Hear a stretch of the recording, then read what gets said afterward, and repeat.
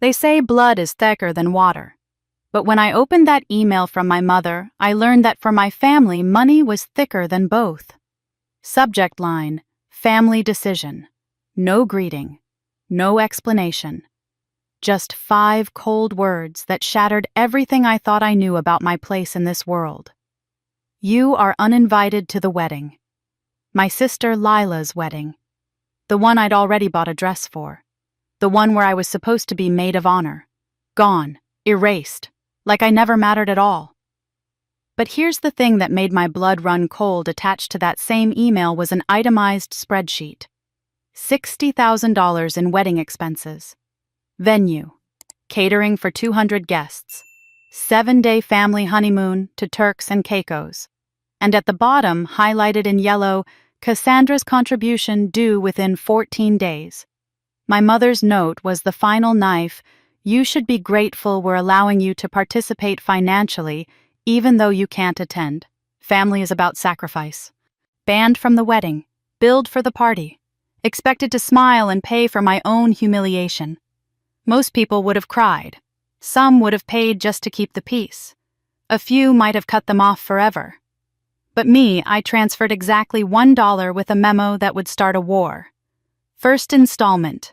Remaining balance pending contract review. Because what my family didn't know was this: I'd just inherited something from my grandmother. And it wasn't just money. It was justice. If you want to see how I turned their perfect wedding into the reckoning they never saw coming, you need to hear what happened next. My name is Cassandra Lowe. I'm 37 years old, a senior financial analyst at a mid-sized investment firm in downtown Seattle. And for most of my life, I've been really good at reading between the lines of numbers that don't add up. What I never learned until it was far too late was how to read the lies hidden in my own family. The email arrived on a Tuesday afternoon while I was reviewing quarterly reports in my corner office. My phone buzzed with the notification, and I glanced at the screen expecting another meeting request or client update. Instead, I saw my mother's name in my inbox with a subject line that made my stomach drop: family decision. Please respect our wishes. I should have known right then. Should have felt the knife before it even broke the skin. But I opened it anyway. And that's when my carefully constructed understanding of who I was to these people began to crumble. Dear Cassandra, it began as if she were writing to a distant acquaintance rather than her eldest daughter. After much consideration and discussion with your father and Lila, we have decided that it would be best for everyone if you do not attend Lila's wedding on June 15th. We believe the family needs a peaceful atmosphere without any underlying tension. And we think this arrangement will allow everyone to enjoy the day fully. We hope you understand and will respect our wishes during this special time. With love, Mom. I read it twice. Then a third time, searching for the sentence, I must have missed the one that explained what tension she was talking about, what I had done to deserve this clinical dismissal from my own sister's wedding. There was no explanation. No phone call preceding this. No conversation where I might have defended myself against accusations I didn't even know existed. It was a termination notice. That's what it felt like. The kind of impersonal corporate speak message you'd send to cancel a subscription service you no longer needed. Dear valued customer, we regret to inform you that your membership in this family has been discontinued effective immediately. My hands didn't shake. I noticed that about myself in that moment, a strange, detached observation. My hands were perfectly steady as I scrolled down to see if there was anything else, any other humiliation my mother had decided to attach to this gut punch of an email. And oh, there was. Below her signature sat an Excel spreadsheet attachment titled Wedding Expenses, Final Budget. I clicked it open, and rows upon rows of itemized costs filled my screen in neat, color-coded cells.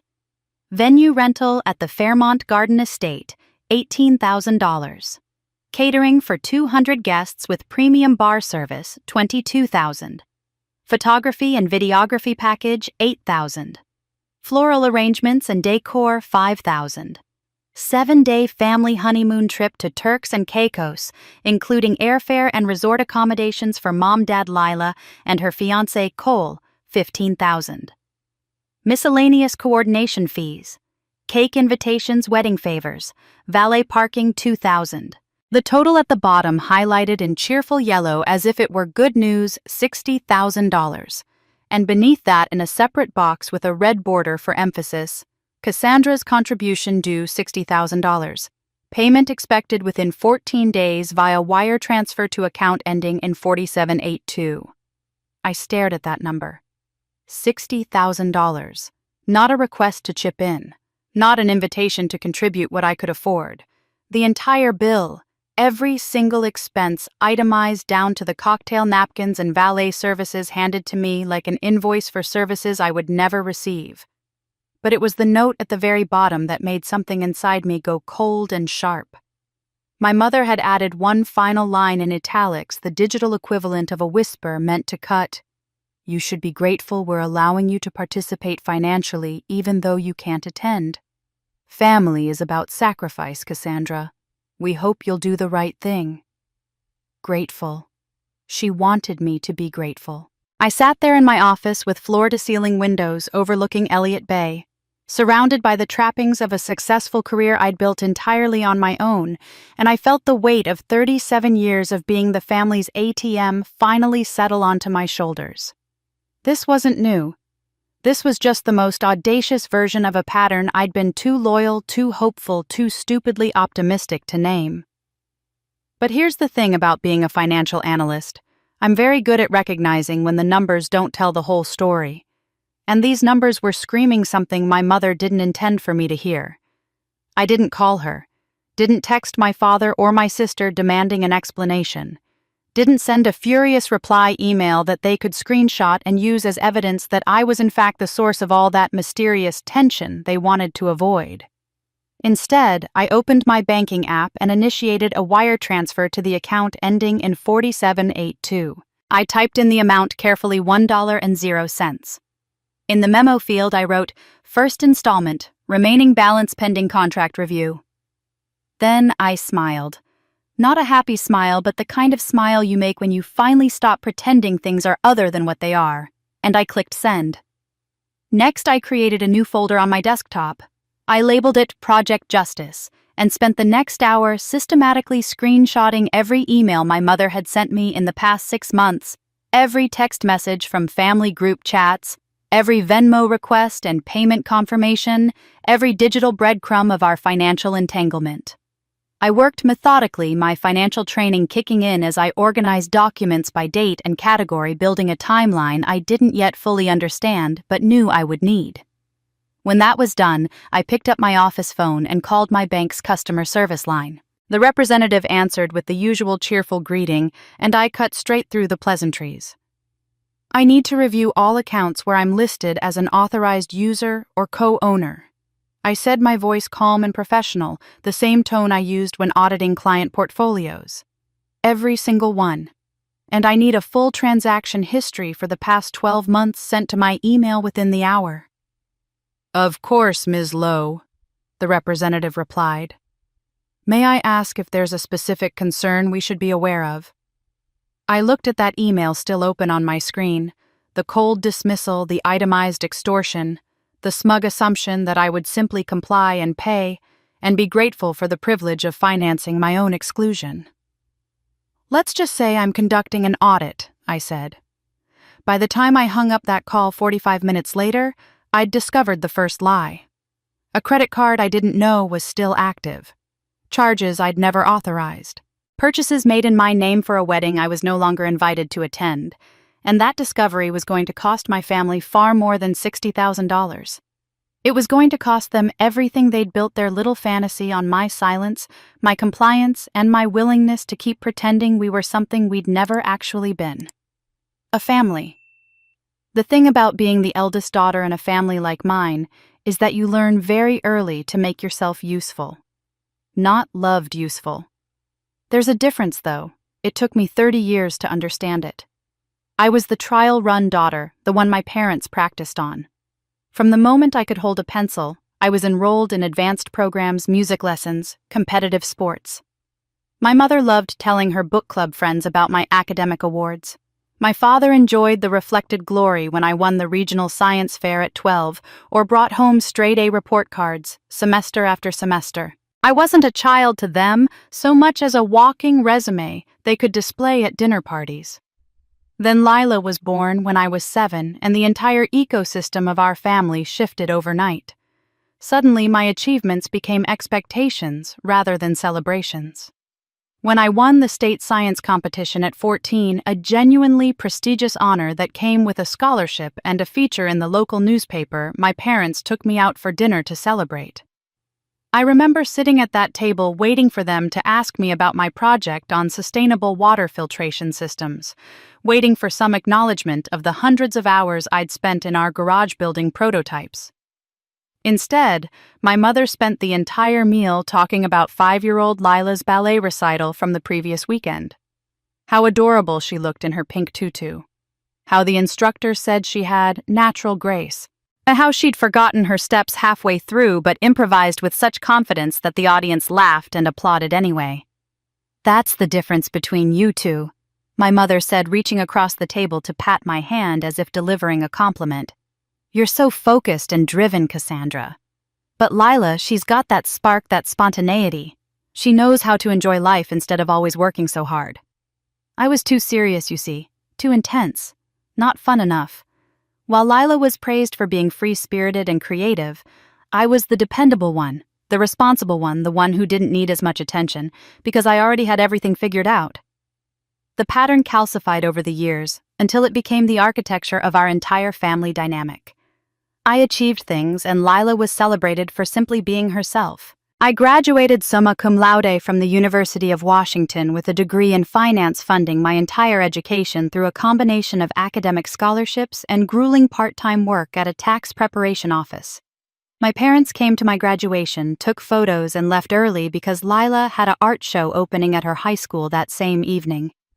The following year, they paid $35,000 for Lila's exploratory gap year, backpacking through Europe, because she needed to find herself before committing to college. When I suggested that perhaps Lila could work part-time and save some of her own money for the trip, my mother looked at me as if I'd proposed something cruel and unusual.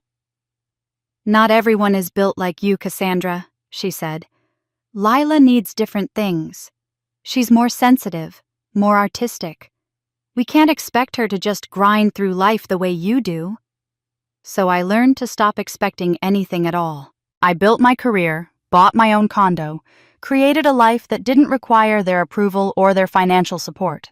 I went to therapy, lots of it, where a patient woman named Dr. Reeves helped me understand that I couldn't change my family, only manage my relationship with them. She taught me about boundaries, about accepting people for who they are, rather than who you need them to be, about distinguishing between connection and enmeshment. I thought I'd done the work. I thought I'd reached a place of detached acceptance where I could show up for holidays with thoughtful gifts and polite conversation, maintain just enough contact to be considered a good daughter without giving them the power to hurt me anymore. But then 4 months before that email arrived, my parents called a family financial planning meeting. They made it sound responsible, mature. My father said they were updating their estate documents and wanted to make sure everyone was on the same page about beneficiaries, medical directives, power of attorney designations. It seemed reasonable. I was exhausted from a 60-hour work week, irritable from too much coffee and too little sleep, but I drove to their house on a Sunday afternoon because this was the kind of thing good daughters do. They sat me down at the dining room table with a stack of papers 2 inches thick. Insurance forms, will amendments, healthcare proxy authorizations. My father slid them across the table and pointed to little yellow sticky tabs marking where I needed to sign. "Just standard stuff," he said. "Sign where it's highlighted. We had the lawyer look everything over." I should have read every page. That's what I do for a living. I read financial documents, I find the discrepancies, I catch the fine print that doesn't match the verbal promises. But these were my parents. I trusted them in the specific, limited way you trust people who raised you, even when you know better. So I signed where the yellow tabs indicated, initialing here and there, scrawling my signature across signature lines, while my mother offered me coffee and asked about my job. Hidden somewhere in that stack, buried between the legitimate legal documents, was something they called a family contribution agreement. I never saw it clearly. Never read the clause that said the eldest child agrees to financially support family celebrations proportional to income and family standing. The signature on that document looks enough like mine that any casual observer would accept it, but I have no memory of signing anything with that title or that language. This wasn't an oversight on their part. This wasn't a misunderstanding. This was premeditated entrapment planned months in advance, designed to give them legal cover for what they were about to demand from me. And I'd walked right into it, too tired and too trusting to see the trap until it had already closed around my throat. I wasn't weak for staying in contact with them all these years. I was strategic, careful, trying to salvage whatever scraps of family connection might still be worth preserving. But this being banned from my sister's wedding and then billed for the privilege of my own exclusion, this was different. This was the line I didn't even know existed until they crossed it. The old Cassandra would have paid the $60,000 just to make the problem go away, to keep the fragile peace, to prove she wasn't the cold, difficult person they'd always implied she was. But the new Cassandra, the one who'd just discovered fraudulent charges on a credit card she didn't know was active, she opened a new spreadsheet and started documenting everything with the precision of someone who'd finally stopped trying to be loved and started demanding to be respected. That night my phone lit up with 47 text messages from the family group chat. Every single one asked the same thing in slightly different words. "When are you going to pay Cassandra?"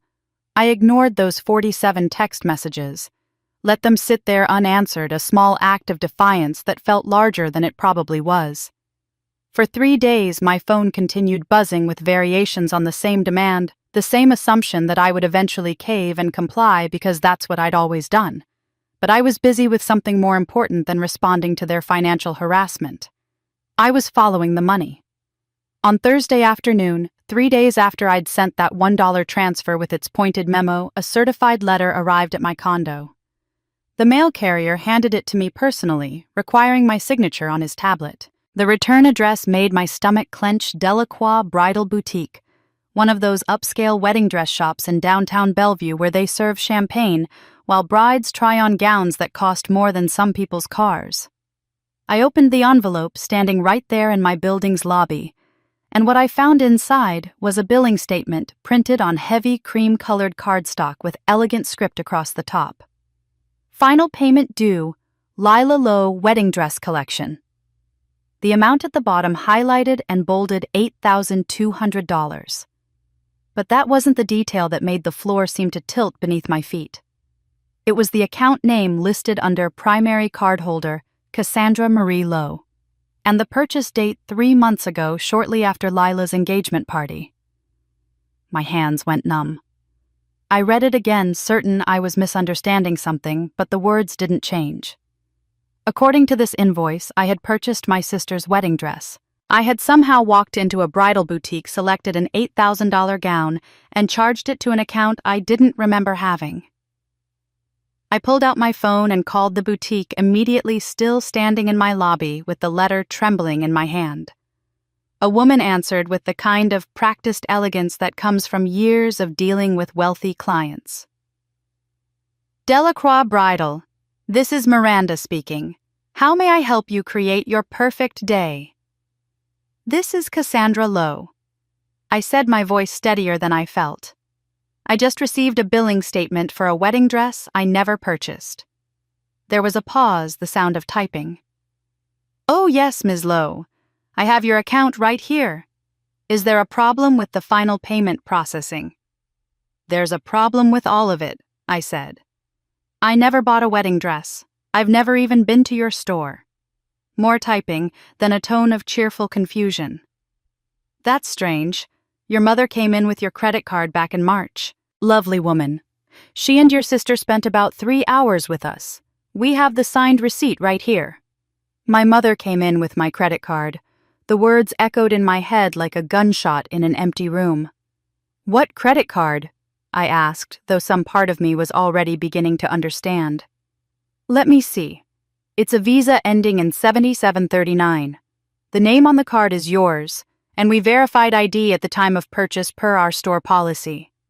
Visa ending in 7739.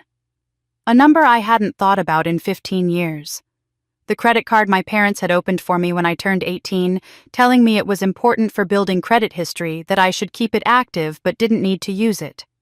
They'd offered to manage the account for me to make sure it stayed in good standing while I focused on school. I'd agreed because I was 18 and didn't know any better, and then I'd simply forgotten about it as I built my own financial life with my own cards, my own accounts, my own carefully constructed independence. I thanked Miranda and ended the call, then immediately pulled up my banking app with shaking hands. It took me several minutes of searching through old linked accounts before I found it buried in a list of cards I'd stopped monitoring years ago. The Visa, ending in 7739, showing a current balance that made my vision blur. $43,000. I logged into the full account online, my heart hammering so hard I could feel it in my throat, and watched as 3 months of transaction history loaded onto my screen. Wedding venue deposit, $11,000 charged 8 days after Lila's engagement party. Catering down payment, $9,000. Photographer retainer, $4,500. Florist consultation and deposit, $3,200. The wedding dress, $8,200. On and on it went, every single vendor for Lila's wedding appearing in neat chronological rows, charged to an account I'd abandoned years ago, an account that was still legally mine, but that I'd stopped receiving statements for because those statements went to my parents' address, listed as the secondary contact for billing convenience. This wasn't impulsive. This wasn't a mistake or a misunderstanding or a family emergency where they borrowed my credit with intentions to pay it back. This was systematic fraud planned and executed over months, every charge carefully timed and documented. They hadn't asked me to pay for the wedding. They'd already spent my credit racked up debt in my name, destroyed my credit score with a balance I knew nothing about, and then sent me that $60,000 invoice as if they were doing me a favor by letting me contribute. The email from my mother, the one uninviting me from the wedding, had arrived on a Tuesday. I pulled up my calendar and cross-referenced it with the credit card timeline. The first charge on that card, the venue deposit, appeared exactly 1 week after Lila's engagement party.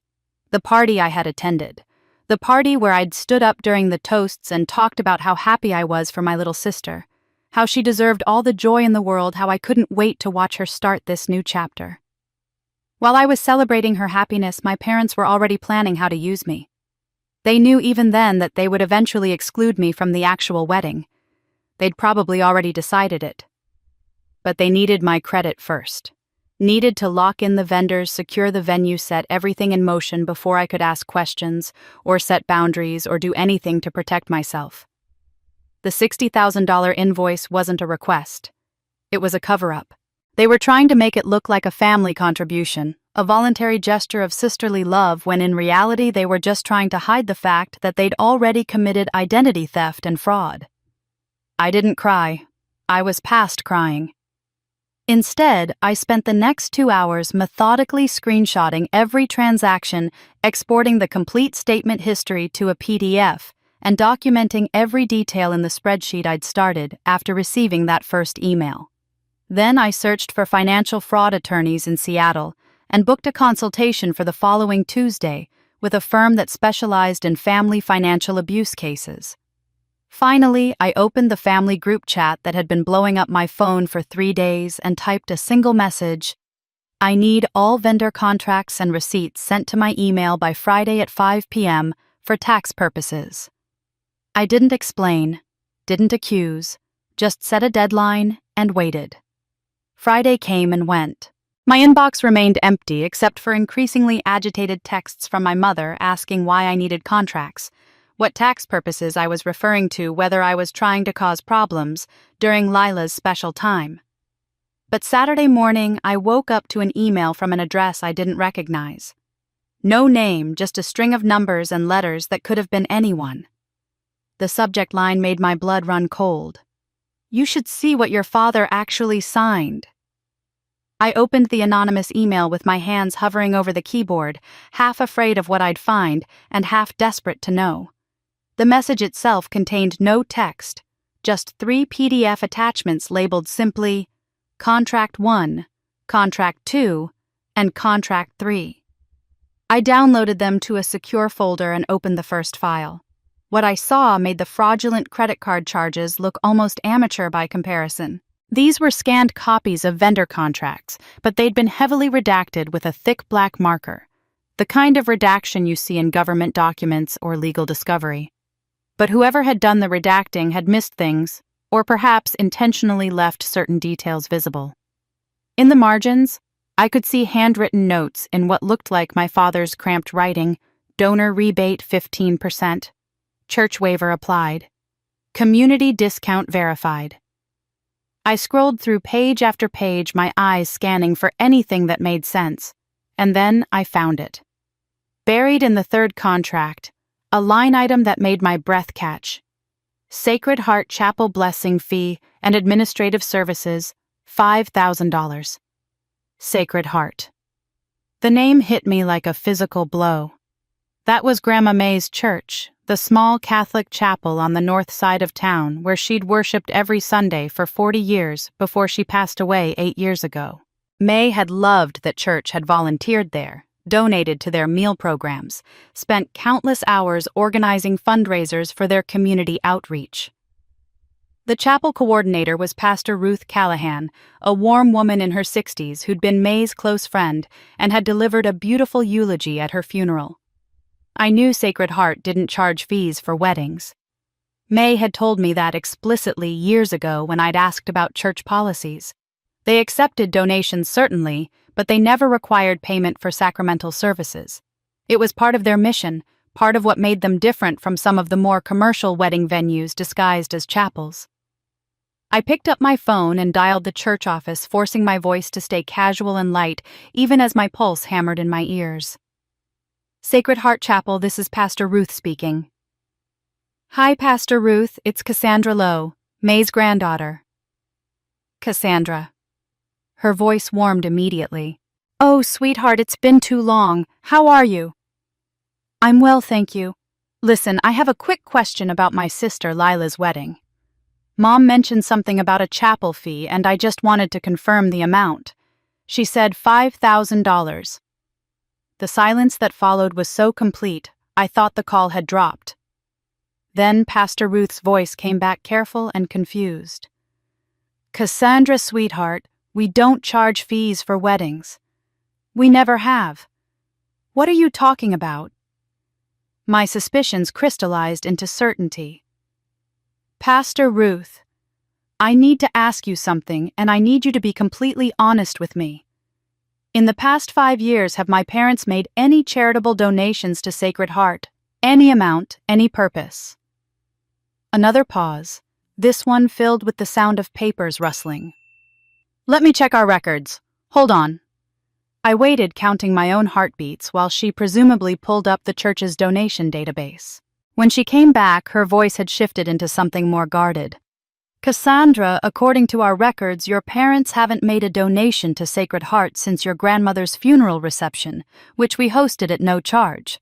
Why do you ask? Because they'd been claiming $30,000 in charitable donations to your church on their tax returns over the past 5 years, I thought, but didn't say. Because they were using May's beloved church as a cover for tax fraud. I'll explain everything soon, I said. But Ruth, I need to know one more thing. After May passed away, did my parents ever donate to the senior meal program in her memory? No, honey, we never received anything like that. I would have remembered, and I would have made sure to acknowledge it properly. Your grandmother loved that program. I closed my eyes, feeling something crack open inside my chest. 3 years ago, right after May's funeral, I'd seen the announcement in the church bulletin. A notice thanking the Lowe family for their generous $15,000 donation to the senior meal program in loving memory of May Lowe. I'd felt a complicated mix of emotions seeing that, surprised that my parents had been so generous, guilty that I hadn't thought to make a similar gesture myself. It had never happened. They'd fabricated the donation, claimed the tax deduction, and pocketed the refund while May's name was used to legitimize their theft. They'd stolen from my grandmother's legacy, turned her death into a tax shelter, and let the church community believe in a generosity that never existed. "Ruth," I said, my voice shaking now despite my best efforts. "I need to see you in person, today if possible. There's something you need to know about my family, and it involves the church." She agreed immediately, hearing the urgency in my tone, and we set a time for that afternoon. When I arrived at Sacred Heart, the chapel was empty and quiet, afternoon sunlight streaming through the stained glass windows May had helped fundraise to restore 20 years ago. Ruth met me in her small office behind the sanctuary, and I spent 40 minutes laying out everything I'd discovered, showing her the fraudulent contracts, the credit card statements, the tax documents my fraud attorney had helped me obtain through preliminary discovery requests. Ruth listened with her hands folded on her desk, her expression moving from shock to sadness to something that looked almost like resignation, as if she'd suspected something was wrong but hadn't wanted to believe it. When I finished, she sat back in her chair and looked at me with eyes that held both grief and determination. "Your grandmother knew this might happen," she said quietly. "That's why she left you something." She stood and moved to an old filing cabinet in the corner, unlocking it with a key she wore on a chain around her neck. From the bottom drawer, she pulled out a large manila envelope, its edges worn with age, sealed with red wax that bore May's initials. Across the front, in May's distinctive handwriting, "For Cassandra only, to be opened when family causes public harm." Ruth handed it to me, and I broke the seal with trembling fingers. Inside were legal documents, official and notarized, establishing something called the May Low Community Justice Fund. As I skimmed the pages, I saw numbers that made my vision blur: a trust account containing $180,000 managed by Ruth as trustee, designated for purposes I'd need to read more carefully to fully understand. But it was the USB drive taped to the inside of the envelope that Ruth reached for, carefully peeling it free and holding it up to the light. "She recorded this the month before she died," Ruth said softly. "She made me promise to show it to you only if you came to me with evidence of what she feared most." Ruth plugged the drive into her laptop and turned the screen toward me. After a moment of loading, Grandma May's face filled the screen, filmed right here in this office 8 years ago. She looked frailer than I remembered, the cancer already taking its toll, but her eyes were sharp and clear and filled with a love so fierce it made my throat close up. "Cassandra, sweetheart," May's voice said from beyond the grave, and I had to grip the edge of Ruth's desk to steady myself. "If you're watching this, it means your mother did to you what she once did to me. I'm so sorry, baby. I tried to protect you, but I'm giving you the tools to set things right, not with cruelty, but with truth." As May's voice filled that small chapel office, Pastor Ruth leaned forward and whispered, "There's a clause in the trust you need to know about, and it changes everything." May's face on that screen looked older than I remembered, the illness already hollowing her cheeks and dimming the vibrance I'd always associated with her, but her eyes held a clarity that cut through the 8 years since her death, like she was sitting right there in the room with me. "Let me tell you a story, sweetheart," she continued, her voice measured and deliberate, the way she used to speak when she was teaching me something important. 35 years ago, when your mother was planning her wedding to your father, I offered to pay for half of everything as my gift to them. I was so proud, so happy to help my daughter start her new life. I wrote checks, I met with vendors, I did everything a mother does when she wants to give her child a beautiful beginning. May paused, and I saw her hands clench slightly in her lap, a gesture I recognized from my childhood whenever she was working through something painful. After the wedding, I was going through my bank statements, reconciling everything the way I always did, and I noticed the numbers didn't match what the vendors had quoted me. So I called them. One by one, I called every single vendor, and do you know what I discovered? May's voice didn't rise, but it hardened in a way that made my chest tighten. Every invoice your mother had shown me was inflated. The florist didn't charge $3,000, she charged $1,800. The photographer didn't cost $4,500, he cost $2,800. The reception venue gave us a discount because I was a regular donor to their associated charity, but your mother never mentioned that discount.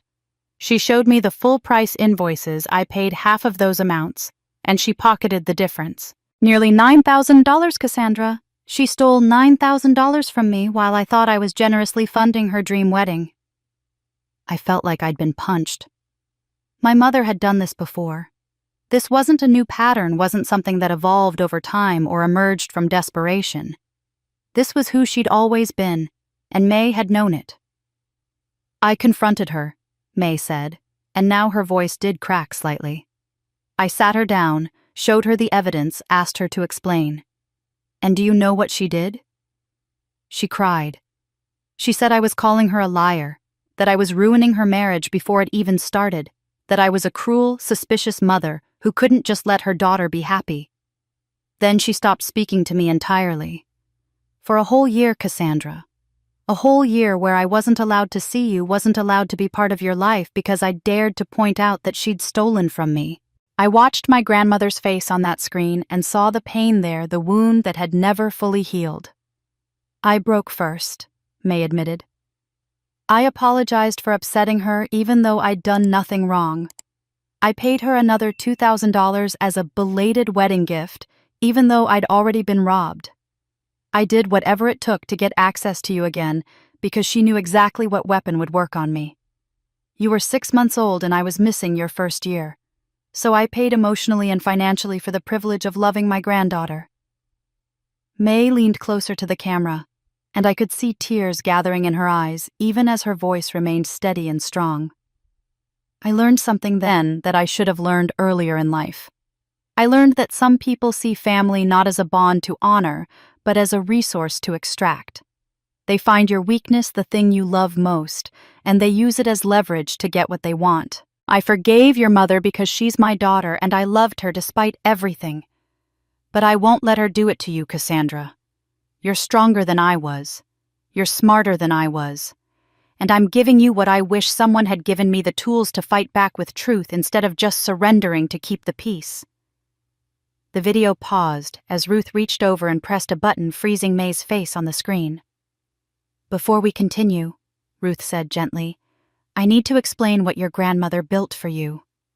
She pulled the trust documents closer and walked me through the legal framework with the patience of someone who'd done this before, who'd prepared for this exact moment. The May Low Community Justice Fund, established 8 years ago with $180,000 from May's estate, operated under something called a Community Harm Restoration Clause. Ruth explained that if family actions caused documented public harm, specifically fraud involving community institutions like Sacred Heart, or reputational damage to charitable causes, or financial abuse that affected public trust, then I could petition Ruth as trustee to use the funds for restorative activities. What does that mean exactly? I asked, struggling to process the legal language while my emotions were still raw from May's confession. It means you can't take this money and spend it on a vacation or a new car, Ruth said plainly. But you can use it to repair the damage your family has caused. You can hire professionals to investigate and document the fraud. You can host community events that restore the church's reputation after it's been used as a cover for their schemes. You can support the causes your grandmother cared about that have been harmed by your family's actions. It's not revenge money, Cassandra. It's justice infrastructure. I sat back in my chair trying to absorb what that meant. May hadn't just left me money. She'd left me a framework, a moral structure for holding my family accountable without becoming like them. Ruth pressed play again, and May's voice filled the small office once more.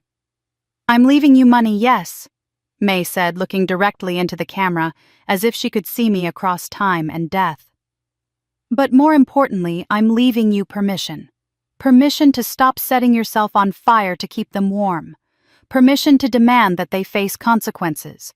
Permission to build a life where your worth isn't measured by their approval or their need or their endless capacity to take from you. May's eyes filled with tears, but her voice never wavered, never broke. If your mother is watching this, somehow, I want her to know that I loved her. I loved her despite everything because that's what mothers do.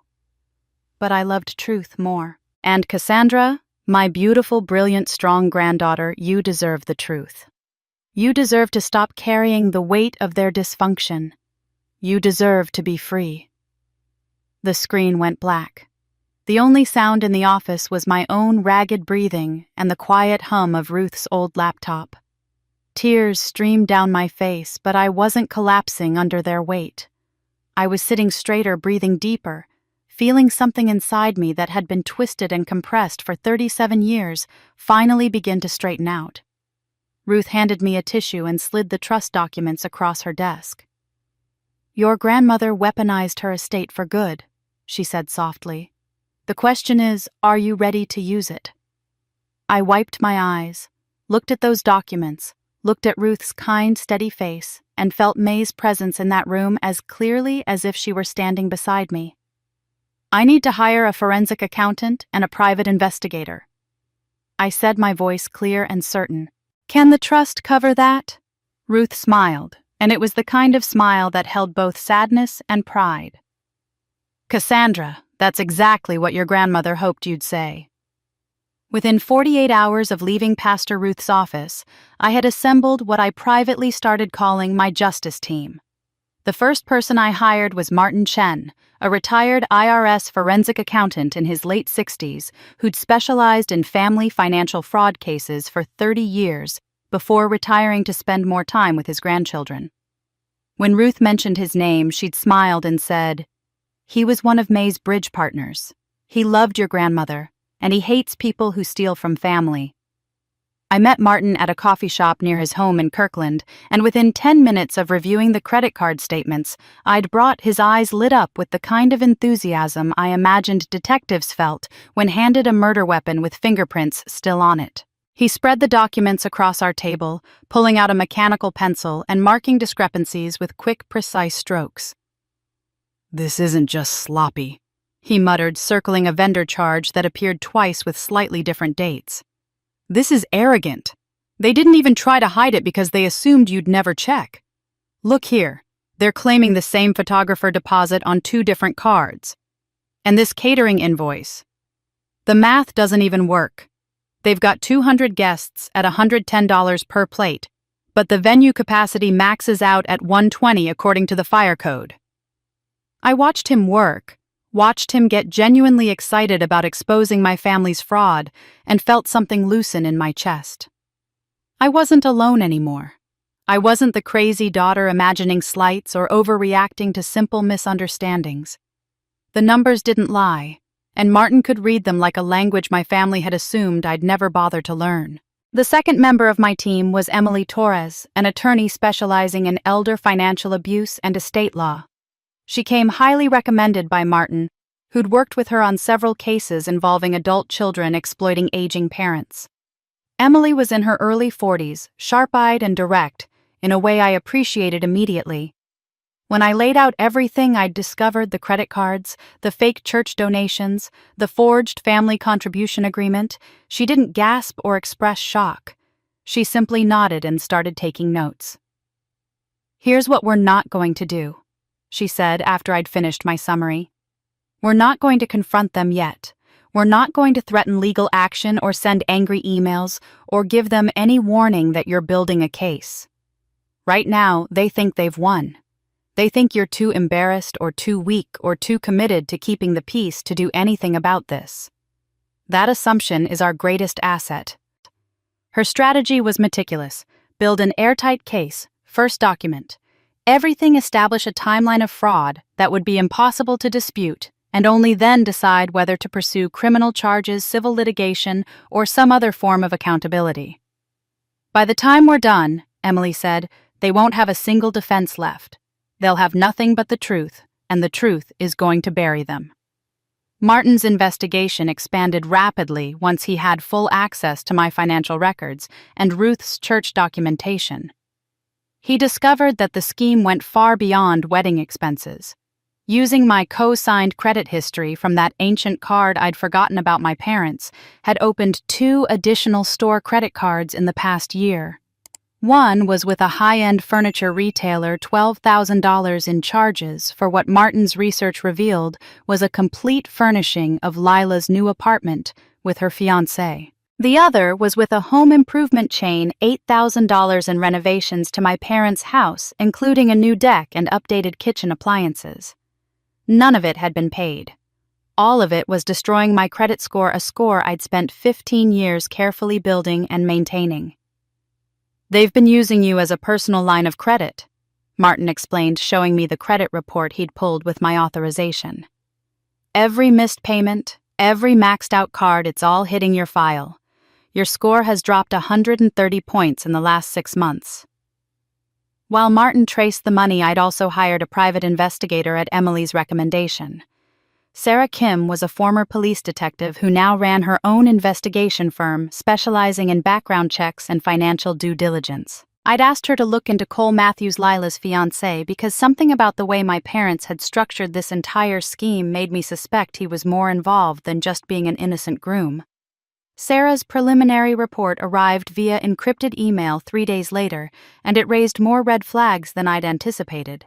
Cole had 3 limited liability companies registered in Delaware, a state notorious for allowing anonymous corporate structures that made tracking actual ownership nearly impossible. He had 2 prior bankruptcies, one from 7 years ago and another from 4 years ago, both dismissed, but leaving a trail of unpaid creditors and angry business partners. His Instagram feed showed a lifestyle of luxury travel, expensive watches, and high-end restaurants, but his tax returns, which Sarah had obtained through legal discovery channels, I didn't ask too many questions about, showed an annual income of only $30,000. "The math doesn't add up," Sarah noted in her report summary. "Either he's committing tax fraud by underreporting income, or he's funding his lifestyle through debt and scams. I'm leaning toward the latter based on the pattern of business partnerships that ended in lawsuits. This is someone who knows how to exploit trust and disappear before consequences catch up." For 2 weeks, I became a ghost to my family. The group chat continued to blow up with increasingly agitated messages demanding payment, asking why I was being difficult, accusing me of trying to ruin Lila's special day. My mother left voicemails that started out sweet and concerned. "Honey, we're just worried about you. Please call us back," and gradually devolved into barely concealed threats about family loyalty and consequences. My father sent formal emails with subject lines like, "Final notice payment required," as if he were a collections agency rather than my parent. I didn't respond to any of it. I just collected every piece of communication, every text message, every voicemail. Emily had given me software that recovered deleted texts from my cloud backup, and I discovered months of group chat messages I'd missed, or that had been sent while I was muted messages, where my mother complained about my attitude, and my father calculated how much money they could extract from me for various family expenses. I created a spreadsheet color-coded according to Emily's specifications. Green for provable fraud with documentary evidence, yellow for suspicious activity that needed more investigation, red for potential criminal charges with sufficient evidence to refer to prosecutors. I worked on it every night after my regular job, updating it as Martin and Sarah fed me new information, cross-referencing credit card charges with family events and vendor invoices with actual costs. By the end of the 2nd week, I had 47 line items in that spreadsheet. 29 of them were coded red. Then at 11 o'clock on a Tuesday night, my phone rang. Sarah Kim's name appeared on the screen, and I answered immediately because she knew not to call this late unless it was urgent. "You need to see this," she said without preamble. "Cole isn't just broke. He's running a wedding vendor scam, and your sister's wedding is the centerpiece." Sarah emailed me her full report within 20 minutes of that late-night call, and I spent the next hour staring at my laptop screen with a growing sense of horror that had nothing to do with my own victimization and everything to do with my sister's.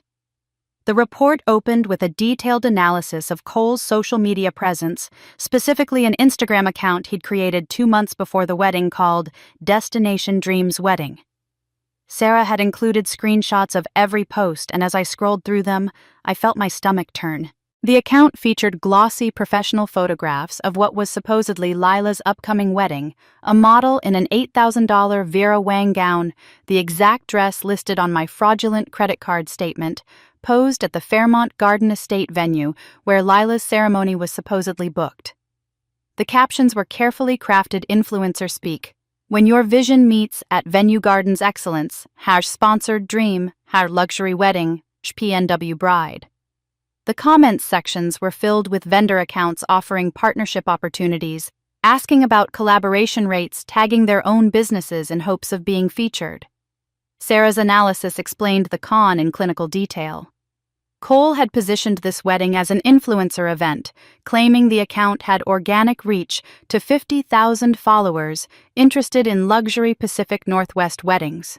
He'd approached vendors with a pitch provide services at cost, or even for free in exchange for prominent featured placement on the Instagram account and associated blog posts. The vendors, desperate for exposure in a competitive market, had agreed to massive discounts. Some had waived fees entirely. Cole then turned around and showed my parents inflated invoices at full retail price, charged those amounts to my credit card, paid the vendors their actual discounted rate, and planned to pocket the substantial difference. But it was the next section of Sarah's report that made me feel physically sick. The woman in those Instagram photos wasn't Lila. Sarah had run every image through reverse image search and facial recognition software. The model's name was Mia Chen, a professional bridal model based in Portland, who rented herself out for vendor portfolio shoots at $500 for a 4-hour session. Sarah had found Mia's own Instagram account, where the same photos appeared with different captions tagged as portfolio work and vendor collaboration. Mia had posed in that Vera Wang gown at that venue for what she thought was a legitimate promotional shoot for the dress designer. She had no idea her images were being used to perpetrate fraud.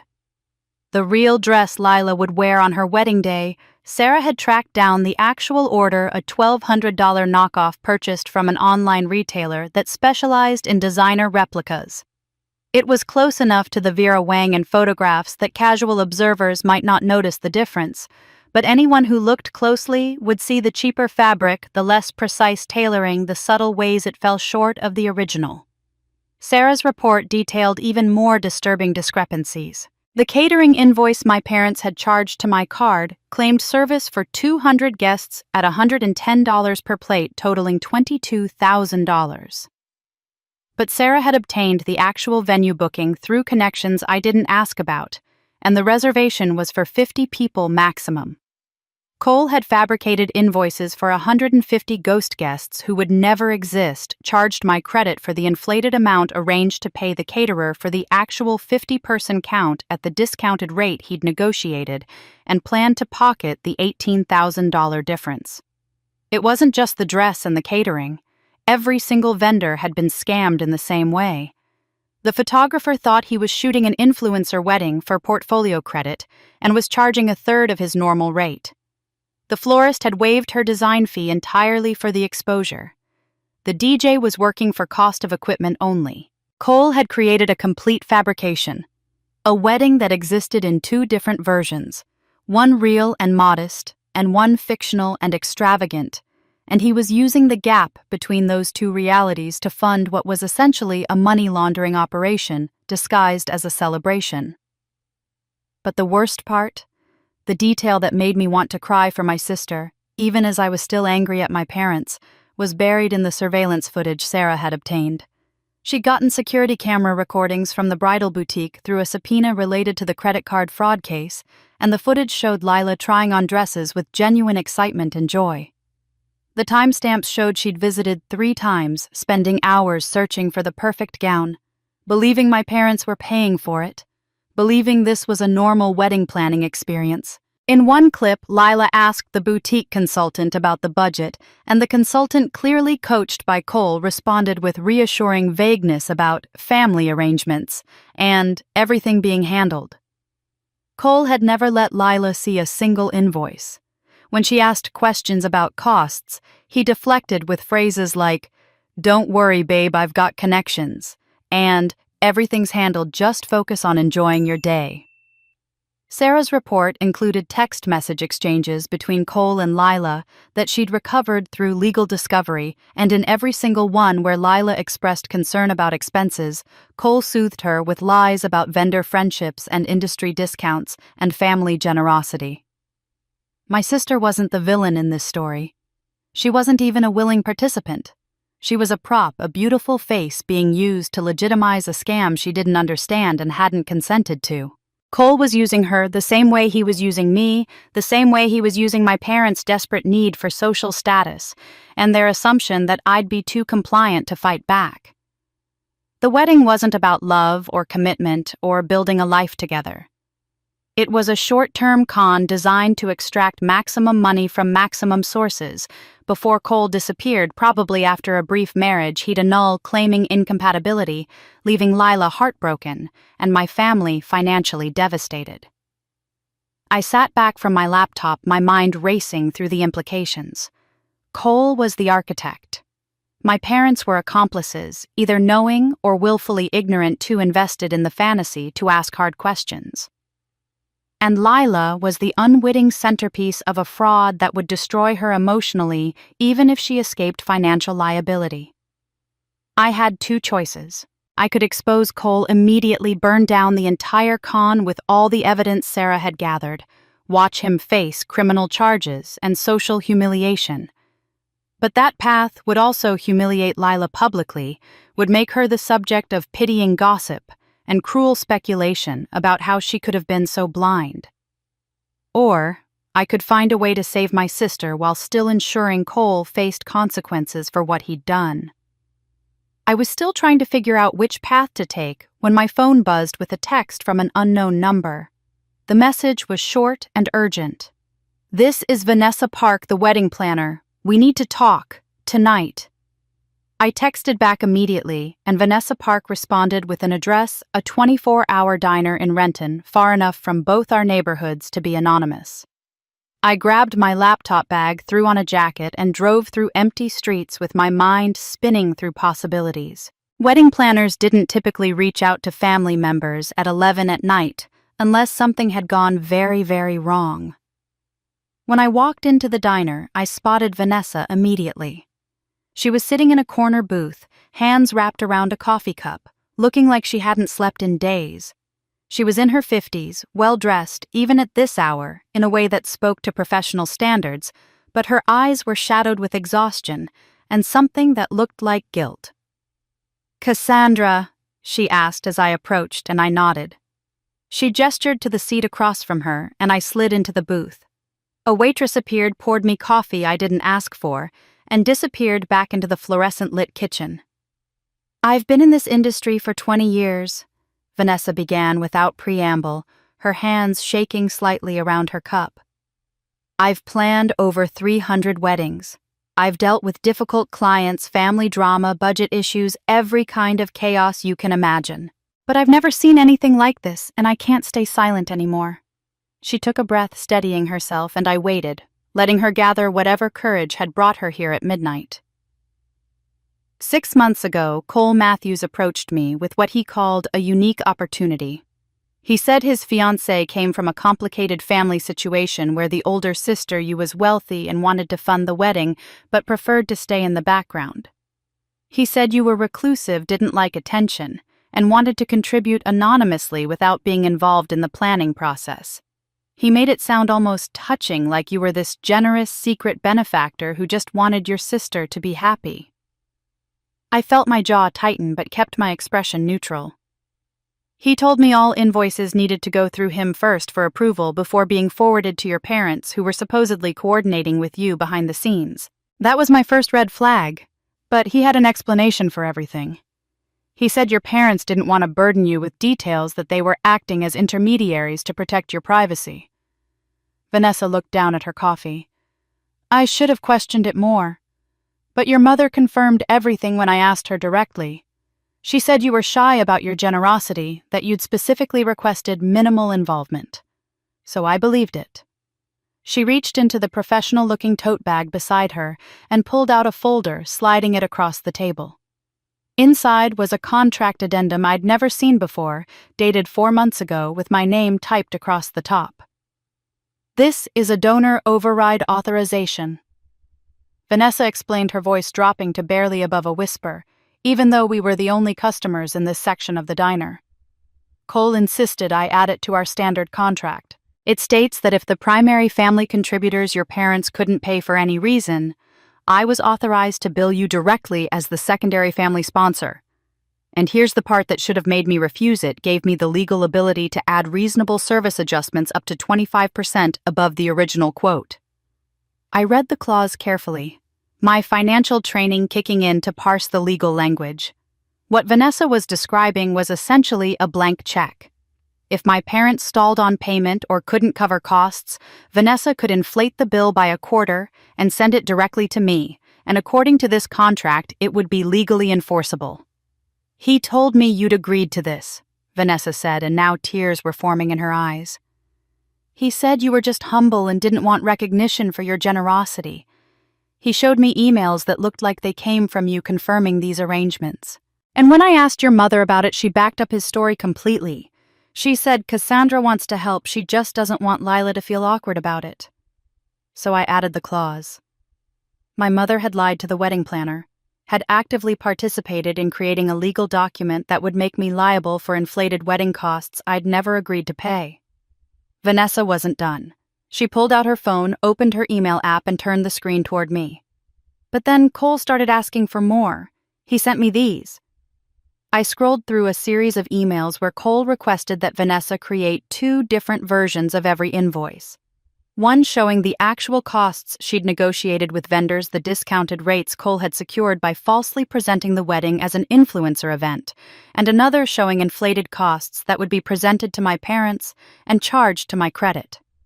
The difference between the 2 sets of numbers was staggering. "When I refused, he threatened me," Vanessa said quietly.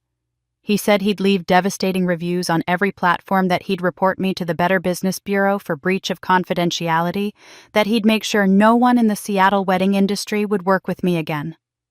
I've built this business over 2 decades. My reputation is everything. So, I compromised. I agreed to minor inflations, added some coordination fees I wouldn't normally charge, padded a few line items. But I drew the line at outright fraud." She took her phone back and pulled up another screen, her banking records. "But then last week I saw something that made me realize how deep this goes. I tried to process a payment on the credit card Cole gave me, the one he said was yours, and it was rejected. So I tried again. Rejected. I called the credit card company and they told me there were multiple fraud disputes filed on the account. That's when I understood. You didn't know. You'd never agreed to any of this." Vanessa reached back into her bag and pulled out a USB drive, setting it on the table between us. "This is everything. Every email Cole sent me, every version of every invoice, the real ones and the fake ones, every text message where he explicitly tells me how to manipulate the numbers. If I stay silent, I'm complicit in destroying your finances and your family. I can't live with that." I picked up the USB drive, feeling its weight in my palm, this tiny piece of plastic that contained evidence of systematic fraud. "Why now?" I asked. "Why tonight?" "Because tomorrow Cole is meeting with a travel agent to finalize the honeymoon arrangements," Vanessa said. "And he told me something that made me sick. He said if you cause any trouble, if you try to dispute the charges or refuse to pay, he has a backup plan." She leaned forward, her voice dropping even lower. "He's going to propose making you legally responsible for the honeymoon debt. He's already filed preliminary paperwork with a law firm claiming you verbally agreed to fund the entire trip as a wedding gift.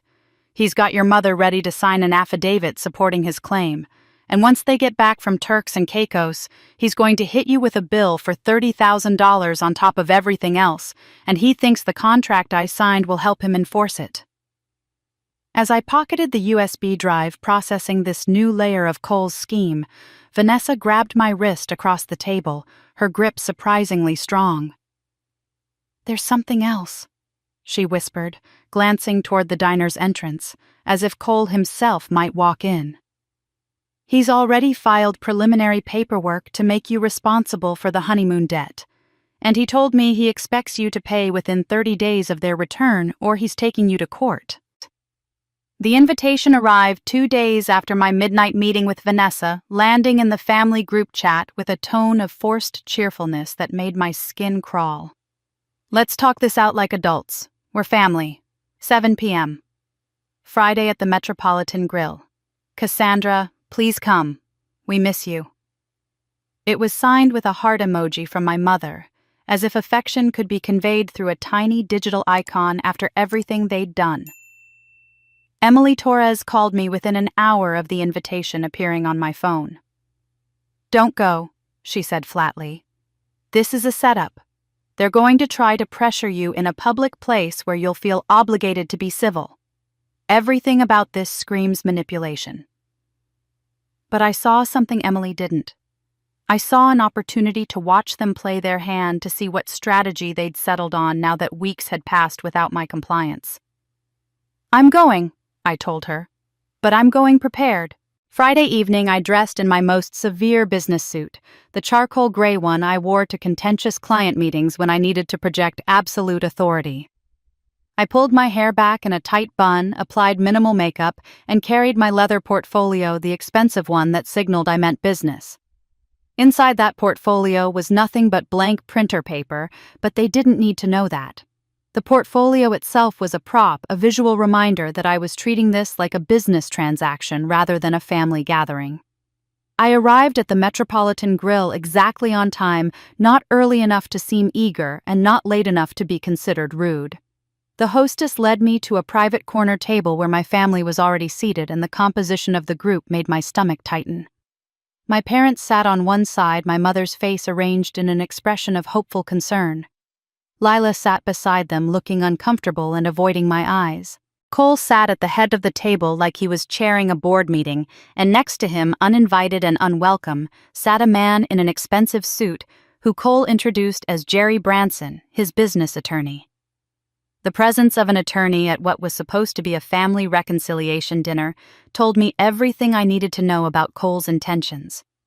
I took the only remaining seat directly across from Cole and ordered water when the server appeared. My mother tried to fill the awkward silence with small talk about the weather, about how nice the restaurant was, about how good it was that we were all together. I responded with polite monosyllables, and watched Cole watch the way he was calculating timing his move. It came halfway through the appetizers that I hadn't touched. Cole set down his fork with deliberate precision and leaned forward, his expression shifting into something he probably thought looked magnanimous. Cassandra, we really appreciate you coming tonight. We know there's been some confusion about the financial arrangements for the wedding, and we want to clear the air. His voice was smooth, practiced the tone of someone who'd rehearsed this speech. We've discussed it as a family, and we realize we may have communicated poorly about expectations. He reached into a folder beside his plate and pulled out a printed document, sliding it across the table to me. The header read, Family Financial Settlement Agreement, in bold letters.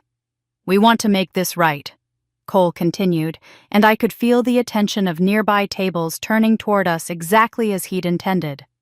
We're proposing a compromise. Instead of the full $60,000, we're asking for $15,000 immediately as a gesture of goodwill.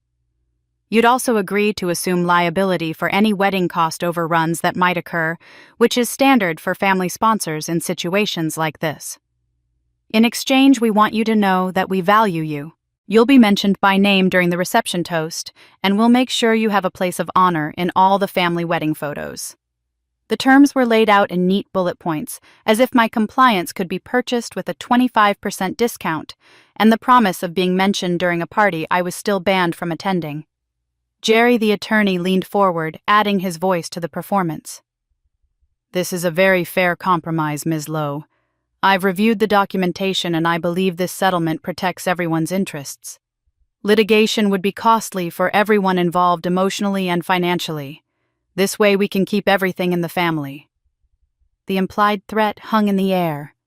Agree to this, or we'll take you to court and make it public and expensive and ugly. The table went silent. My mother's face held that expression of expectant entitlement I'd seen my entire life, the look that said I was supposed to be grateful for the opportunity to give her what she wanted. My father wouldn't meet my eyes his discomfort with the whole situation manifesting as intense focus on his dinner roll. Lila looked miserable. Her hands twisted together in her lap, but she said nothing. And Cole watched me with barely concealed smugness, certain he'd backed me into a corner I couldn't escape from without causing a scene. I looked at each of their faces, really looked at them, and felt something inside me finally break free from the weight of 37 years of compliance. I stood up calmly, reaching into my portfolio and pulling out a single envelope I'd prepared before leaving my apartment. I placed it in the center of the table right on top of Cole's settlement agreement. "I don't negotiate with thieves," I said, my voice steady and clear, loud enough that the neighboring tables could definitely hear. I didn't care. I was done caring about appearances and propriety and keeping family dysfunction private. I turned directly to Lila, making eye contact with my sister for the first time since I'd arrived. "When you're ready to talk without his scripts, you know where to find me." Then I walked out. I didn't rush, didn't storm off in anger.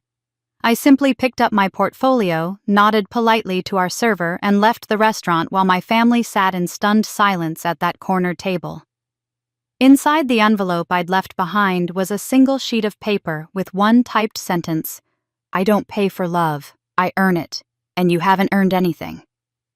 By the time I reached my car in the parking garage, my hands were shaking. But it wasn't fear or anxiety making them tremble. It was adrenaline, the physical aftermath of finally standing my ground and refusing to be bullied into funding my own humiliation.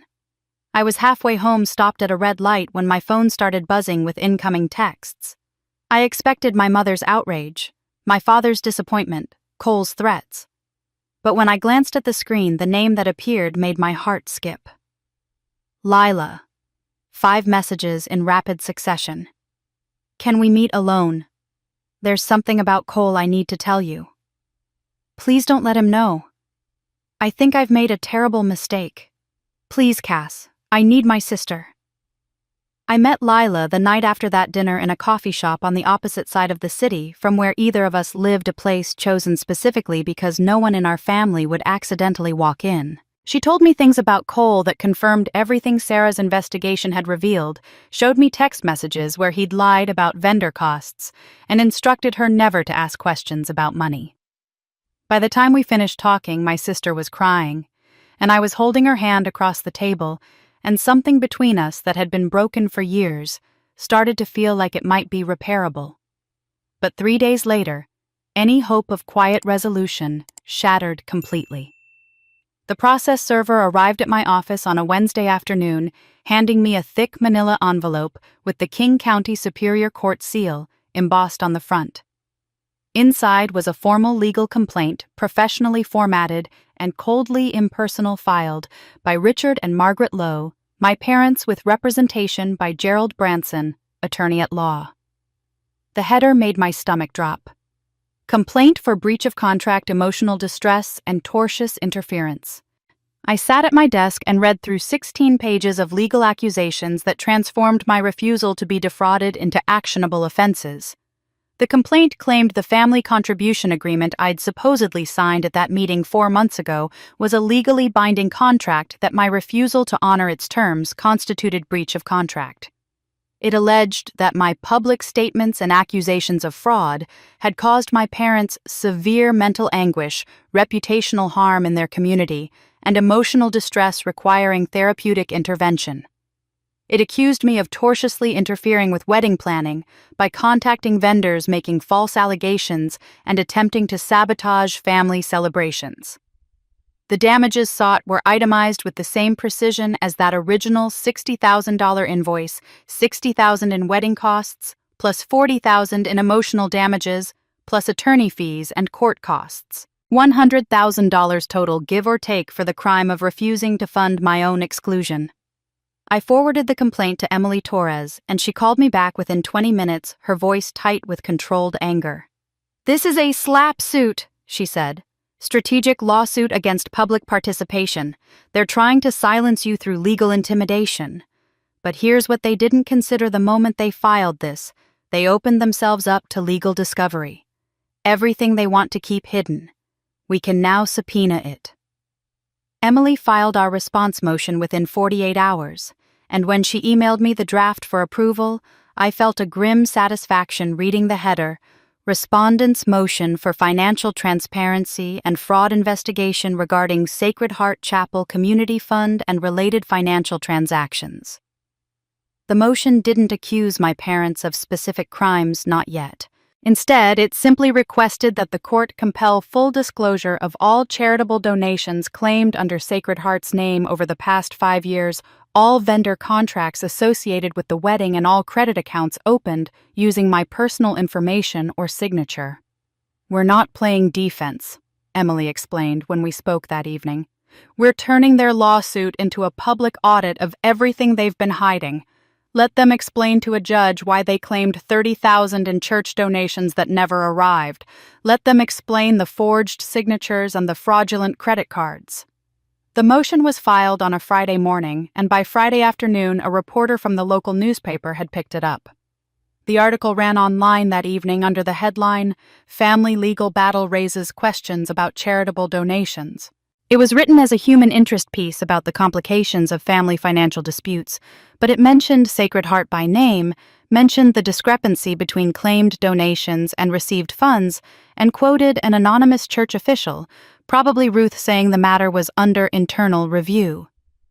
By Sunday, the ripple effects had spread through our community like cracks in ice. I attended morning service at Sacred Heart, sitting in the back pew, where I could observe without being obvious. The church was more crowded than usual, filled with people who'd probably read the article and come out of curiosity or concern.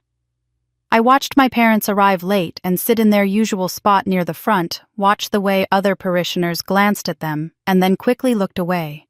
Watched my mother's spine grow stiffer with each whispered conversation she couldn't quite overhear. After the service, as people filed out into the spring sunshine, I heard fragments of conversations. "Did you see that article? I donated to that meal program I thought they had. $30,000, can you imagine?" The court of public opinion was convening, and my parents were discovering that legal intimidation worked both ways. My phone buzzed constantly throughout the week.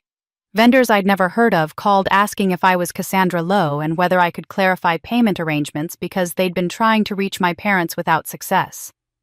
Extended family members sent carefully worded text messages. "Saw something in the news, is everything okay?" And, "Is it true what they're saying about the church donations?" One cousin was more direct. "Did they really forge your signature? Because if they did, you should know you're not the only one."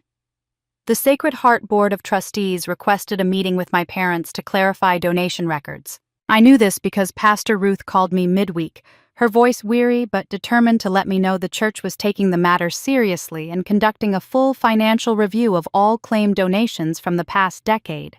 Even Cole seemed to sense the walls closing in.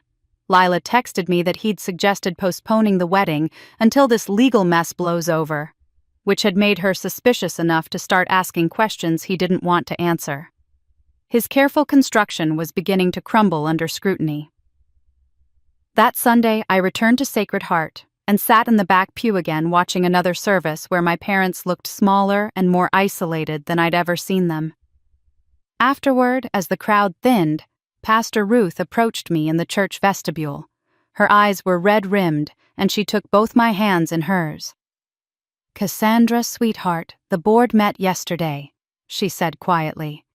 "They've approved the use of May's trust fund for its intended purpose. There's a specific clause in the trust documents I need to show you, something May added right before she died."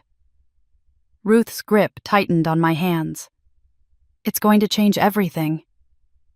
Ruth and I spent an hour in her office that Sunday afternoon going over the trust clause she'd mentioned, a provision May had added to the Community Harm Restoration Framework that gave me legal authority to use the fund for public events that would restore the church's reputation and honor May's legacy.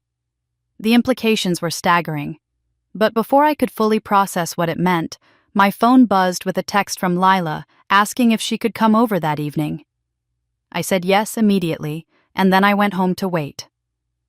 She arrived at my apartment at 9 o'clock wearing a gray hoodie pulled low over her face, even though it was a warm evening. When I opened the door, I barely recognized her. My sister, who'd always been so carefully put together, looked wrecked. Her mascara had run in dark streaks down her cheeks. Her eyes were swollen from crying, and her hands shook as she stepped inside and immediately checked over her shoulder as if someone might be following her. "Are you okay?" I asked, closing the door and engaging the deadbolt. "I turned off my phone's location services," she said instead of answering. "I didn't want Cole to know where I was going. Is that paranoid? Am I being paranoid?" "No," I said gently. "You're being careful. There's a difference." She collapsed onto my couch and I sat beside her close enough to offer comfort, but far enough to give her space. For a long moment she just breathed, trying to compose herself, and I waited. "I need to show you something," she finally said, pulling out her phone with trembling fingers. "But you can't tell anyone yet. I'm still trying to figure out what to do." She opened her text messages and scrolled back several weeks, then handed me the phone. The conversation was between her and Cole, dated 3 weeks ago, right around the time I'd received that initial email banning me from the wedding. Lila had written, "Why isn't Cassandra invited? She's my sister. This feels wrong." Cole's response made my chest tighten. "Babe, your sister told your parents she didn't want to come. She said our wedding was frivolous and beneath her, that we were being irresponsible with money. Your parents are trying to protect you from her judgment. She's always been jealous of you, and they didn't want her negativity ruining your special day. Trust me, this is better for everyone." I read it twice, feeling a cold rage settle over me at how smoothly he'd lied, how perfectly he'd crafted a narrative that would keep Lila compliant while painting me as the villain. "I believed him," Lila whispered. "When you didn't respond to my texts after that, I thought it confirmed what he'd said. I thought you really did look down on me, that you'd always thought I was irresponsible and silly. But then the lawsuit happened and I saw the news article and nothing made sense anymore." She pulled back her phone and scrolled through more messages, showing me weeks of Cole deflecting her questions, soothing her concerns, keeping her isolated from information that might have helped her see the truth earlier. "There's more," she said, reaching into the bag she'd brought with her. She pulled out a thick 3-ring binder, the kind of wedding planning organizer sold at bridal stores, with clear plastic sleeves holding documents and photographs. "This is everything Cole gave me for planning. I want you to see it." I took the binder and opened it. The first section was full of glossy printouts from that Instagram account Sarah had showed me the destination. Dream's wedding photos of the model in the Vera Wang gown posed at the Fairmont Garden Estate. The images were beautiful, professionally shot, exactly the kind of inspirational content you'd expect in a bride's planning folder. "Cole told me these were just inspiration photos." Lila explained, her voice hollow. "He said my actual dress would be even better, more personalized." I was so excited. I flipped further into the binder and found a receipt printed from an email dated 2 weeks ago. The vendor was an online retailer I recognized from Sarah's report, and the item description was clear: designer-inspired bridal gown style, VW replica, size 6. The price, $1,200. The delivery date 10 days before the wedding. "I found that yesterday," Lila said. "I was looking for the venue contract because Mom asked me something about the timeline, and I found that receipt tucked in the back. When I asked Cole about it, he said it was a backup dress, just in case there were any last-minute issues with the real one. But Cassandra, there is no real dress. That replica is all there is." I kept turning pages and found the catering contract. The guest count clearly stated 50 people, not the 200 my parents had been billed for. There were notes in Cole's handwriting in the margins. "Tell parents 200 venue maxes at $120 anyway, bill for difference." I confronted him about the guest count, Lila continued. "He said my parents had upgraded everything as a surprise, but didn't want to stress me with budget discussions during the planning process. He told me to just trust him, that everything was handled, that I should focus on being a beautiful bride and let him handle the boring details." She started crying again, and this time I moved closer, putting my arm around her shoulders. I thought I was marrying someone who loved me, she sobbed against my shoulder. But he doesn't even see me. I'm just a pretty face for his scam, aren't I? I'm just a prop he's using to steal from my own family. You're not stupid, I said firmly, making her look at me. You're not naive or foolish or any of the things you're probably calling yourself right now. You're trusting. You believed someone you loved when he told you things that seemed plausible. That's not a character flaw, Lila. That's being human. And he weaponized that trust. She wiped her eyes with the sleeve of her hoodie. What do I do? The wedding's in 2 weeks. Everyone's invited. All of Cole's family, all of Mom and Dad's friends. If I cancel now, Mom will never forgive me. She'll say I'm ruining her reputation, embarrassing the family, throwing away my chance at happiness. I took both of her hands in mine, holding them steady. You don't have to face this alone anymore, but you do have to make a choice. Him or the truth. You can't have both. For a long moment, Lila just looked at our joined hands, at the physical evidence that maybe we could be sisters again instead of rivals. Maybe we could protect each other instead of competing for scraps of parental approval. Help me get out of this, she finally whispered. Please. I looked my sister in the eye and saw real trust there for the first time in years, saw her choosing me over the comfortable lie, and I made a decision. I have a plan, I said. But you have to trust me completely, and you can't tell Mom, Dad, or Cole anything until I say so. Can you do that? Lila nodded, and I saw determination replacing the fear in her expression. What's the plan? She asked. I smiled, really smiled for the first time in weeks. We're going to give this town the wedding it deserves, I said, just not the one they're expecting. By 10 o'clock that night, my dining room table had been transformed into what Lila nervously called investigation headquarters. I'd pulled out my laptop spread, Martin's financial analysis reports across one end, arranged Sarah's private investigator files on Cole in neat stacks, and positioned Emily's legal briefs where we could reference them easily. The wedding binder sat in the center like evidence at a crime scene, which, in a sense, it was. Lila sat across from me, still wearing that gray hoodie, but her tears had dried, and something harder had replaced the devastation in her eyes.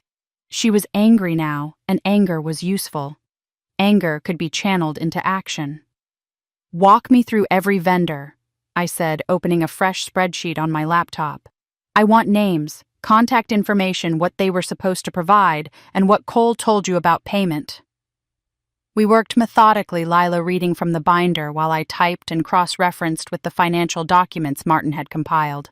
The wedding binder listed 15 vendors: florist, caterer, photographer, videographer, DJ, cake designer, venue coordinator, invitation printer, transportation service, hair and makeup team, officiant, rehearsal, dinner restaurant, and 3 decor rental companies. Call the florist, I said, handing Lila my phone. Pretend you're just confirming details about your bouquet. Ask casual questions. See what she says about payment. Lila's hands shook slightly as she dialed, but her voice was steady when the florist answered. I listened to her side of the conversation, watched her face go pale, watched her thank the woman, and hang up before looking at me with something close to horror. She said they're still waiting on the $2,000 deposit check that's bounced twice, Lila whispered. She said if they don't receive payment by the end of this week, they're pulling out of the wedding entirely. Cole told me the florist was paid in full 2 months ago. We called 4 more vendors using the same strategy, Lila asking innocent questions while I took notes. The caterer hadn't received final payment and was threatening to reduce the menu to basic options. The transportation service said their contract was never signed despite Cole's assurances. The makeup artist had only received half of her deposit and was considering canceling. Of the 15 vendors, 8 were either unpaid or severely underpaid, all while my credit card had been charged for their full invoices. Let me see those concept photos again, I said, and Lila pulled out her phone, scrolling to the images she'd saved from Cole's Instagram account. I transferred the files to my laptop and opened them in Photoshop, something I'd learned to do years ago for work presentations. I pulled up the metadata embedded in each image file, the digital fingerprints that photographers often forgot to scrub. And there it was, clear as day, the model's Instagram handle tagged in the original file properties. At Bridal Model Mia. I pulled up her Instagram profile on my phone. Mia Chen, Professional Bridal Model Portland, OR. Her feed was exactly what I expected, hundreds of photos of her in various wedding dresses at various venues, always tagged with vendor names and location credits. I scrolled back through her timeline and found the same Vera Wang dress appearing in 3 different weddings over the past year. It wasn't Lila's dress at all. It was a rental dress Mia used for promotional portfolio shoots. "Lila," I said carefully, "I need Cole's laptop password." She hesitated for only a second before reciting a string of numbers and letters. I pulled up Cole's email account through the cloud backup Martin had taught me to access for the investigation, and I searched for the photographer's name. The invoice appeared immediately, dated 3 months ago. Vendor portfolio session, 4 hours, $800. Client provided false bride name for privacy. Payment received in cash. I clicked into the attached notes the photographer had saved in his own files, probably never imagining anyone else would see them. Client insisted on no real names and contracts. Red flag, but paid cash up front, so didn't push the issue. Got weird vibes, but money cleared. Lila was reading over my shoulder now, and I felt her breath catch as the full picture came into focus. "He hired a model to pretend to be me," she said slowly. "He rented a dress I was never going to wear. He created fake social media accounts to scam vendors into giving discounts. He charged your credit card for services he never paid for, and he was going to pocket the difference." "It's worse than that," I said, pulling up Martin's financial analysis. "Based on the invoices versus actual vendor costs, Cole stands to pocket approximately $35,000 from the vendor fraud alone." "But Lila, think about the timeline. He needs this wedding to happen to collect that money. He needs the event to occur so he can claim everything was delivered as promised before anyone realizes the truth. And then..." I watched my sister's face as understanding crashed over her like a wave. "Then he'll leave," she finished, her voice hollow. "After the honeymoon, maybe after a few months of pretending everything's fine, he'll say the marriage was a mistake. He'll file for annulment, and he'll disappear with the money while everyone's too embarrassed to press charges because it'll mean admitting they were conned." She sat down heavily in the chair beside me, all the color draining from her face. "He doesn't love me," she said. "He's not even really marrying me. I'm just the actress in his commercial. I'm just the pretty face that makes the scam look legitimate." I reached over and squeezed her hand hard enough that she had to look at me. "You're not just anything," I said fiercely. "You're my sister. You're the person who had the courage to come to me when you realized something was wrong. You're the one who's choosing truth over comfort right now. And we're going to make sure everyone knows exactly who Cole is." We sat there for a moment, hands clasped across a table covered in evidence of systematic fraud, and for the first time in our adult lives, we weren't competitors. We weren't rivals for parental attention or approval. We were sisters' allies preparing to fight back against someone who'd tried to use both of us. My phone rang, shattering the moment. Pastor Ruth's name appeared on the screen, and I answered immediately. "Cassandra," Ruth said, her voice energized in a way I'd never heard before. "I just finished reading the full text of May's trust clause. I've been over it 3 times with our church attorney, and there's something extraordinary here." "What is it?" I asked, putting the phone on speaker so Lila could hear. "You can legally use the fund to host a public community event if it serves restorative justice purposes, specifically if it restores the church's reputation after being used in fraudulent schemes and honors May's legacy of genuine charitable giving." "Cassandra, what if we gave this town a real celebration, a genuine community event that shows what your grandmother stood for? What if we held it the same day as the wedding?" I looked at Lila across the table, saw the spark of hope mixing with fear in her expression, and smiled. "Ruth," I said, "I think that's exactly what we're going to do." By 10 o'clock that night, my dining room table had been transformed into what Lila nervously called Investigation Headquarters. I'd pulled out my laptop spread, Martin's financial analysis reports across one end, arranged Sarah's private investigator files on Cole in neat stacks, and positioned Emily's legal briefs where we could reference them easily. The wedding binder sat in the center like evidence at a crime scene, which in a sense it was. Lila sat across from me, still wearing that gray hoodie, but her tears had dried, and something harder had replaced the devastation in her eyes. She was angry now, and anger was useful. Anger could be channeled into action. "Walk me through every vendor," I said, opening a fresh spreadsheet on my laptop. "I want names, contact information, what they were supposed to provide, and what Cole told you about payment." We worked methodically, Lila reading from the binder while I typed and cross-referenced with the financial documents Martin had compiled. The wedding binder listed 15 vendors: florist, caterer, photographer, videographer, DJ, cake designer, venue coordinator, invitation printer, transportation service, hair and makeup team, officiant, rehearsal, dinner restaurant, and 3 decor rental companies. "Call the florist," I said, handing Lila my phone. "Pretend you're just confirming details about your bouquet. Ask casual questions. See what she says about payment." Lila's hands shook slightly as she dialed, but her voice was steady when the florist answered. I listened to her side of the conversation, watched her face go pale, watched her thank the woman, and hang up before looking at me with something close to horror. "She said they're still waiting on the $2,000 deposit check that's bounced twice," Lila whispered.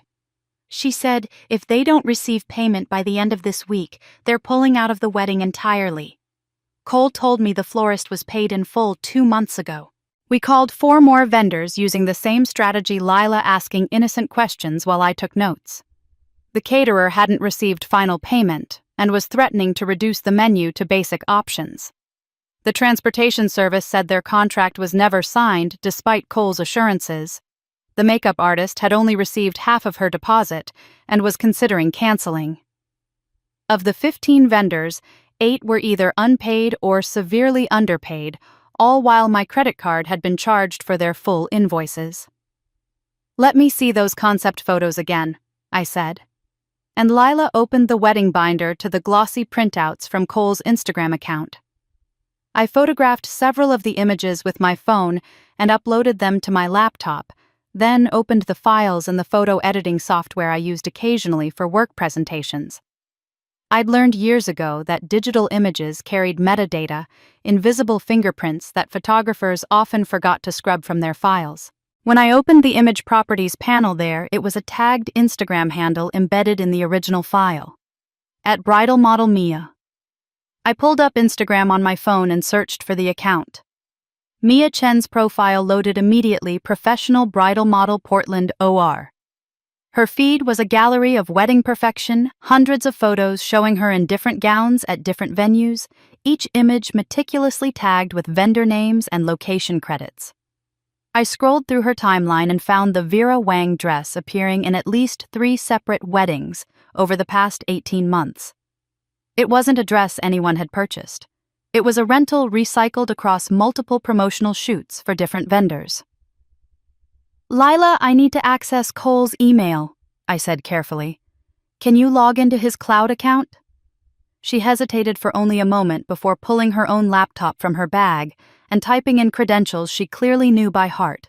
The inbox loaded, and I searched for the photographer's name from the binder.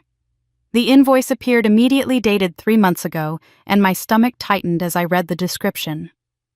Vendor portfolio session, 4 hours, $800. Note: client provided false bride name for privacy purposes. Payment received in cash, no receipt requested. I clicked on the attached notes file the photographer had saved, probably never imagining anyone beyond himself would see it. The comments were brief, but damning. Client insisted on no real names in contracts. Gave me weird vibes, but he paid cash up front, so I didn't push the issue. Red flag, but the money cleared, so whatever. Lila was reading over my shoulder now, her breathing shallow and quick as each new piece of evidence clicked into place, like components of a machine designed to destroy her. "He hired a model to pretend to be me," she said slowly, her voice barely above a whisper. He rented a dress I was never going to wear. He created an entire fake social media presence to con vendors into giving him discounts. He charged your credit card for services he never intended to pay for in full. And he was planning to keep the difference. It's more than that, I said, pulling up Martin's detailed financial analysis on my screen. The spreadsheet laid out every discrepancy between what had been charged to my credit and what vendors had actually received. Based on the invoices versus the actual contracted vendor costs, Cole stands to pocket approximately $35,000 from the vendor fraud alone. But Lila, think about the timeline here. He needs this wedding to actually happen.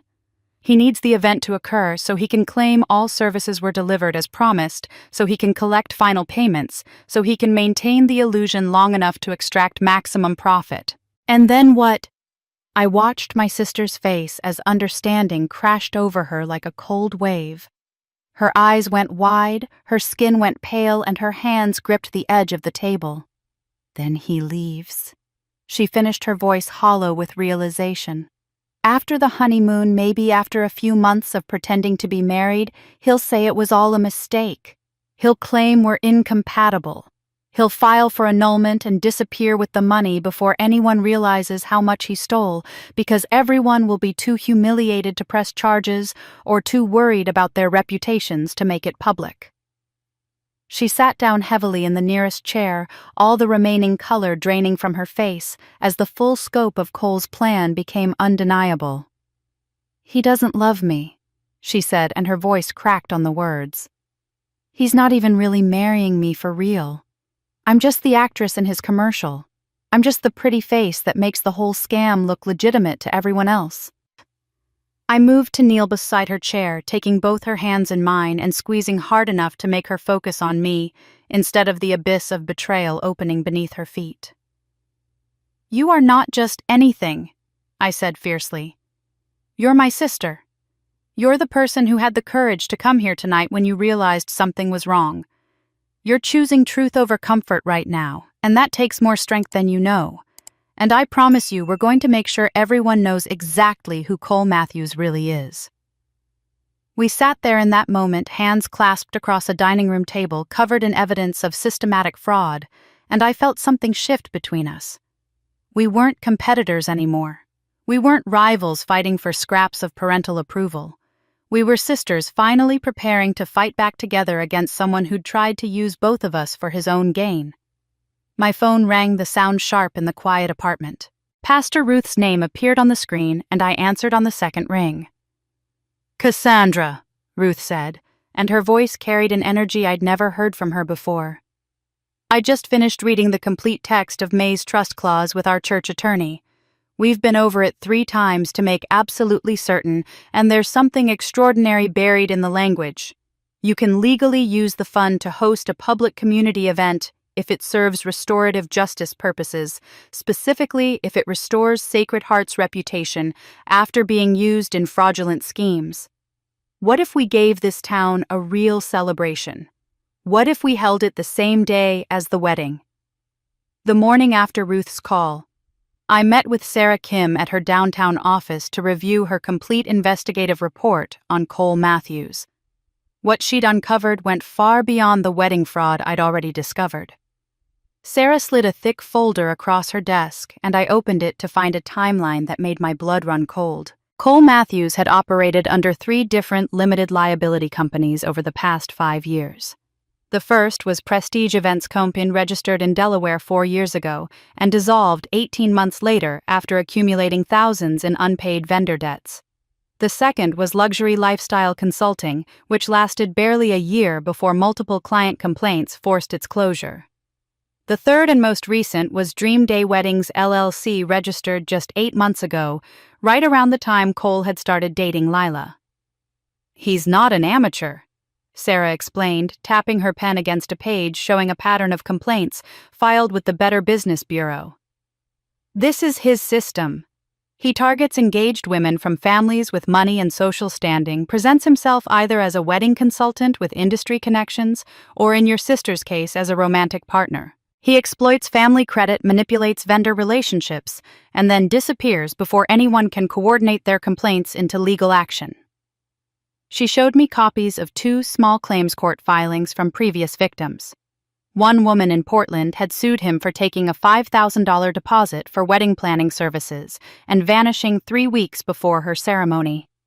Another in Tacoma had filed charges after discovering he'd opened credit cards in her name. Both cases had been settled quietly out of court for undisclosed amounts, which Sarah suspected meant Cole had paid just enough to avoid criminal prosecution while moving on to his next target. "He's a repeat offender who specializes in wedding fraud," Sarah concluded, "and he's gotten very good at it." While Sarah had been investigating Cole's history, Martin Chen had been working on something equally disturbing. He arrived at my apartment that afternoon with his laptop, and an expression that told me he'd found something significant. Lila was there too, having moved into my guest room temporarily to avoid questions from our parents and Cole. Martin opened his analysis on my dining room table, pulling up the catering invoice that had been charged to my credit card. "This claims 200 guests at $110 per plate, totaling $22,000, he said, highlighting the numbers. But when I cross-referenced it with the actual venue contract Lila provided, I found a problem. He showed us the venue's official documentation. Buried in the legal language was a fire marshal capacity rating 120 people, maximum occupancy for events with seated dining. "The venue literally cannot accommodate 200 guests, Martin explained. "It's physically impossible and would violate fire safety codes. Yet the catering contract includes something called a guest list verification clause, which means someone provided the caterer with an actual list of names confirming 187 attendees. Martin had obtained that list through a legal subpoena Emily had filed as part of building our fraud case. When he spread the printed pages across the table, I started scanning the names and immediately felt something was wrong. John Anderson, +1. Michael Stevens, family of 4. Jennifer Liu, +2. David Parkin guest. Sarah Johnson, +3. The names were generic, too. Generic like someone had grabbed common surnames and first names and assembled them into plausible-sounding guests. "I ran background checks on every name on this list," Sarah said, pulling out her own report. 60% of them match no one in your parents' social circles, no one in Lila's friend networks, no one in Cole's known associates. They're placeholder names, the kind of generic identities you'd use if you were padding a guest list to inflate costs." Lila looked like she might be sick. "How many real people are actually invited?" she asked quietly. I'd been working on answering that question myself. Using the pretense of confirming mailing addresses for thank you cards I'd spent the previous evening calling relatives and the few genuine friends I recognized on the list, I'd made a spreadsheet tracking confirmed attendees, and the number was damning. 45 people, I said, give or take.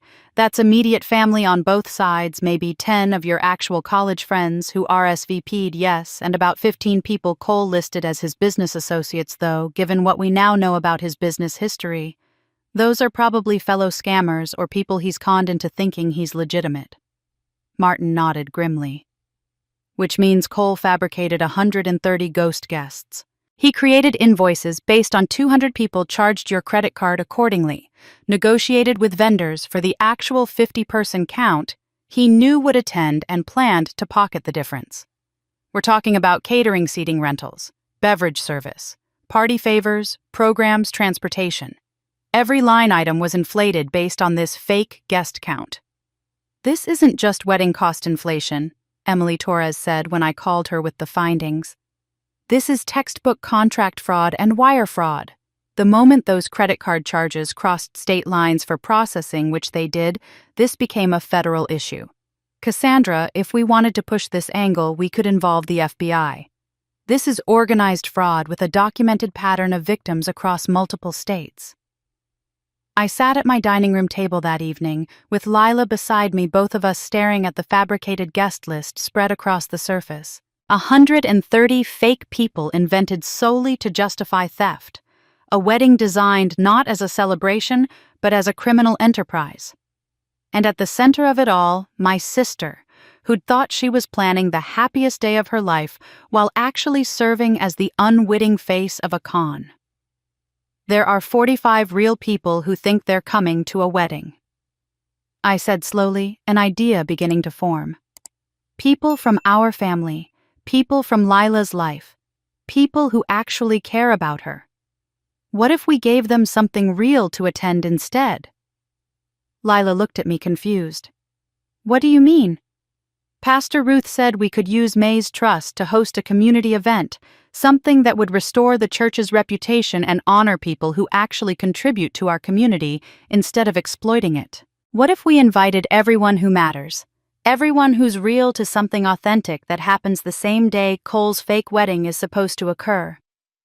I pulled out my phone and dialed Ruth's number. She answered on the second ring. Ruth, I said, I need to ask you something important. How fast can we plan a community gratitude gala? Ruth asked me to meet her at Sacred Heart's administrative office the following afternoon. And when I arrived, I found her sitting with a distinguished older gentleman in a three-piece suit, who introduced himself as Bernard Hoffman, the church's attorney. The same Bernard Hoffman who had helped Grandma May draft her estate plan 8 years ago.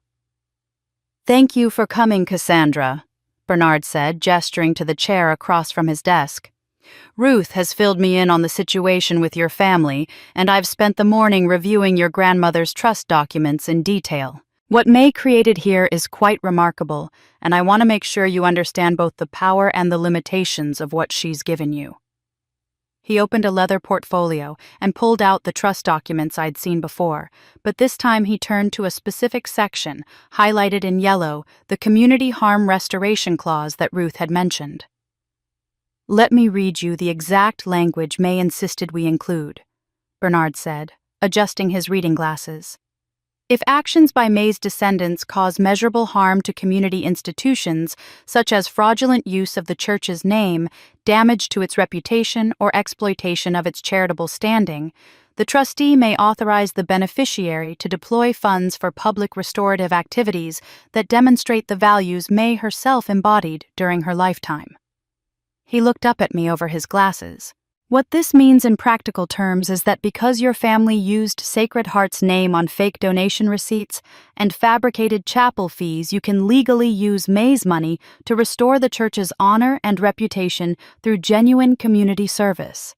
Your grandmother anticipated this exact scenario. How much of the trust can I use? I asked. That depends on meeting 3 specific requirements, Bernard said, holding up 3 fingers. First, there must be documented public harm. The fake $30,000 in charitable donations your parents claimed over 5 years, plus the $5,000 chapel fee that never existed, more than satisfies this requirement. We have Ruth's testimony, church financial records, and tax documents proving the fraud occurred. He lowered 1 finger and continued. Second, the restorative activity must serve the community, not personal revenge. This is crucial. You cannot use the funds simply to embarrass your family or get back at them. The event you plan must have genuine community benefit, must honor people who've actually contributed to Sacred Heart's mission, and must demonstrate the values of authentic generosity that May believed in. I nodded, understanding. This wasn't about destroying my parents. It was about showing everyone what real integrity looked like. Third, Bernard said, lowering another finger, all expenditures must be transparent and publicly reported. Every dollar you spend from this trust must be documented and made available for public review. This prevents abuse of the fund and ensures that May's money is used exactly as she intended. Ruth leaned forward, her voice gentle. May didn't want you to destroy your family, sweetheart. She wanted you to show them what real integrity looks like by example. She wanted you to build something good from the damage they caused. Bernard pulled out a financial summary. The trust can cover up to $50,000 for a community celebration that meets these criteria. It can also cover vendor payments to those who were scammed by Cole, since compensating victims of fraud qualifies as restorative activity. And it can cover legal fees necessary to protect the church's reputation and ensure your family's fraudulent tax claims are properly addressed. $50,000. Enough to plan something meaningful, something that would stand in stark contrast to Cole's elaborate con. Enough to actually help people instead of exploiting them. "There's one more thing," Ruth said softly. She pulled out her laptop and opened a video file I recognized the recording of May's will. "There's a final section of your grandmother's message that I held back until you were ready to hear it. I think now is the time." She pressed play, and May's face appeared on screen, looking directly into the camera with an expression of fierce love and determination. "Cassandra, if you're hearing this part, you've chosen truth over comfort, and I'm so proud of you." May said, her voice strong despite the physical frailty visible in her frame. "The money I'm leaving you isn't for revenge. It's for restoration. I want you to show them that goodness isn't weakness, that kindness isn't stupidity, that generosity without strings attached is possible and powerful." May leaned closer to the camera, her eyes intense. "Show them that family isn't about bloodlines or obligation, or who can manipulate whom most effectively. Family is about who shows up when the chips are down. It's about who tells you the truth even when it's hard. It's about who stands beside you instead of using you as a stepping stone." Her expression softened, and I saw tears gathering in her eyes even as her voice remained steady.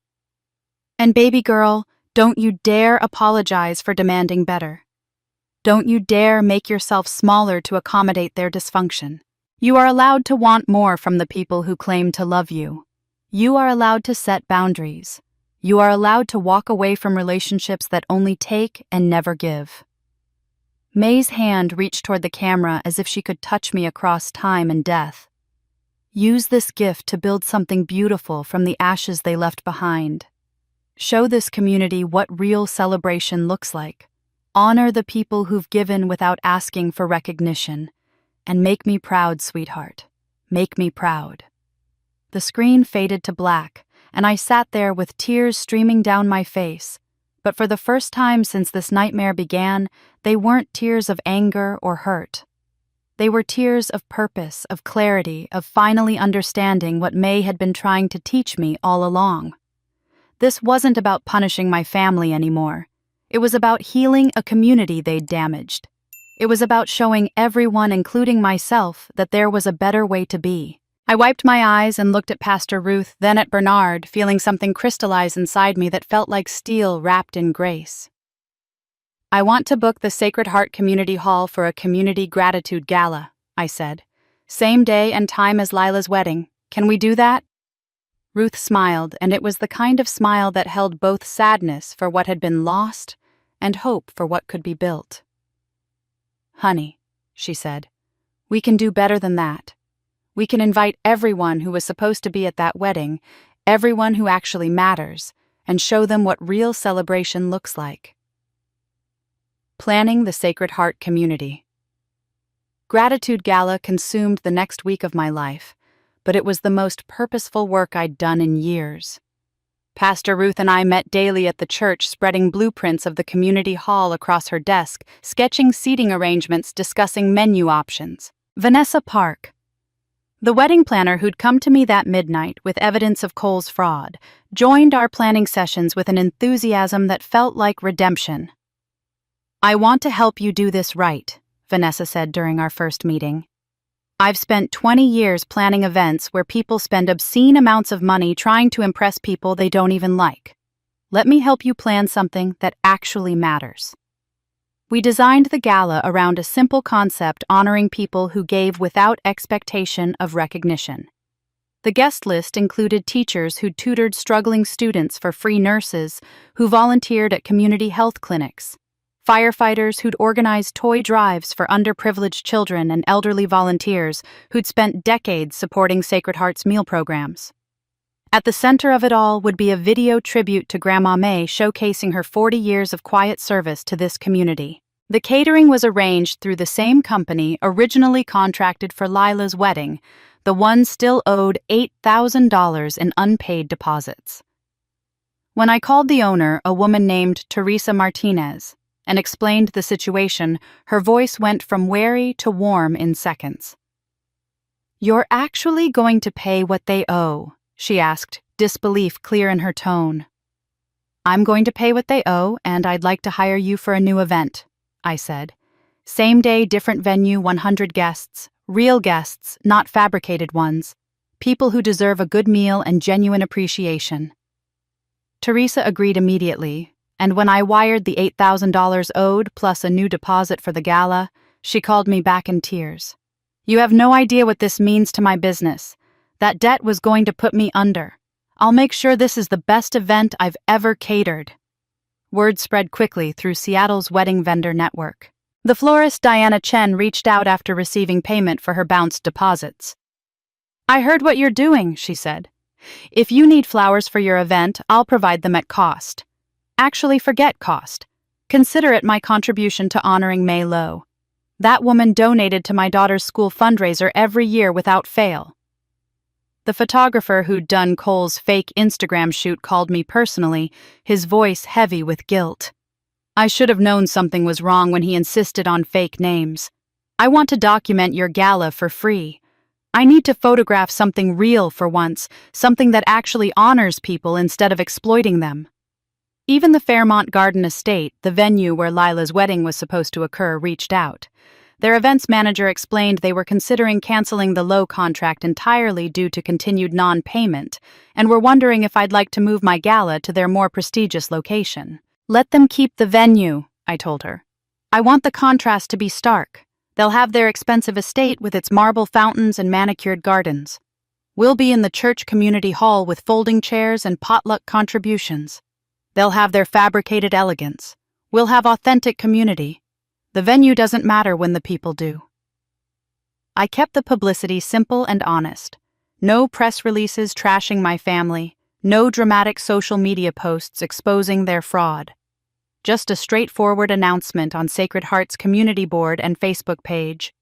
"Join us June 15th at 2 p.m. for the Sacred Heart Community Gratitude Gala, celebrating those who give without asking for recognition.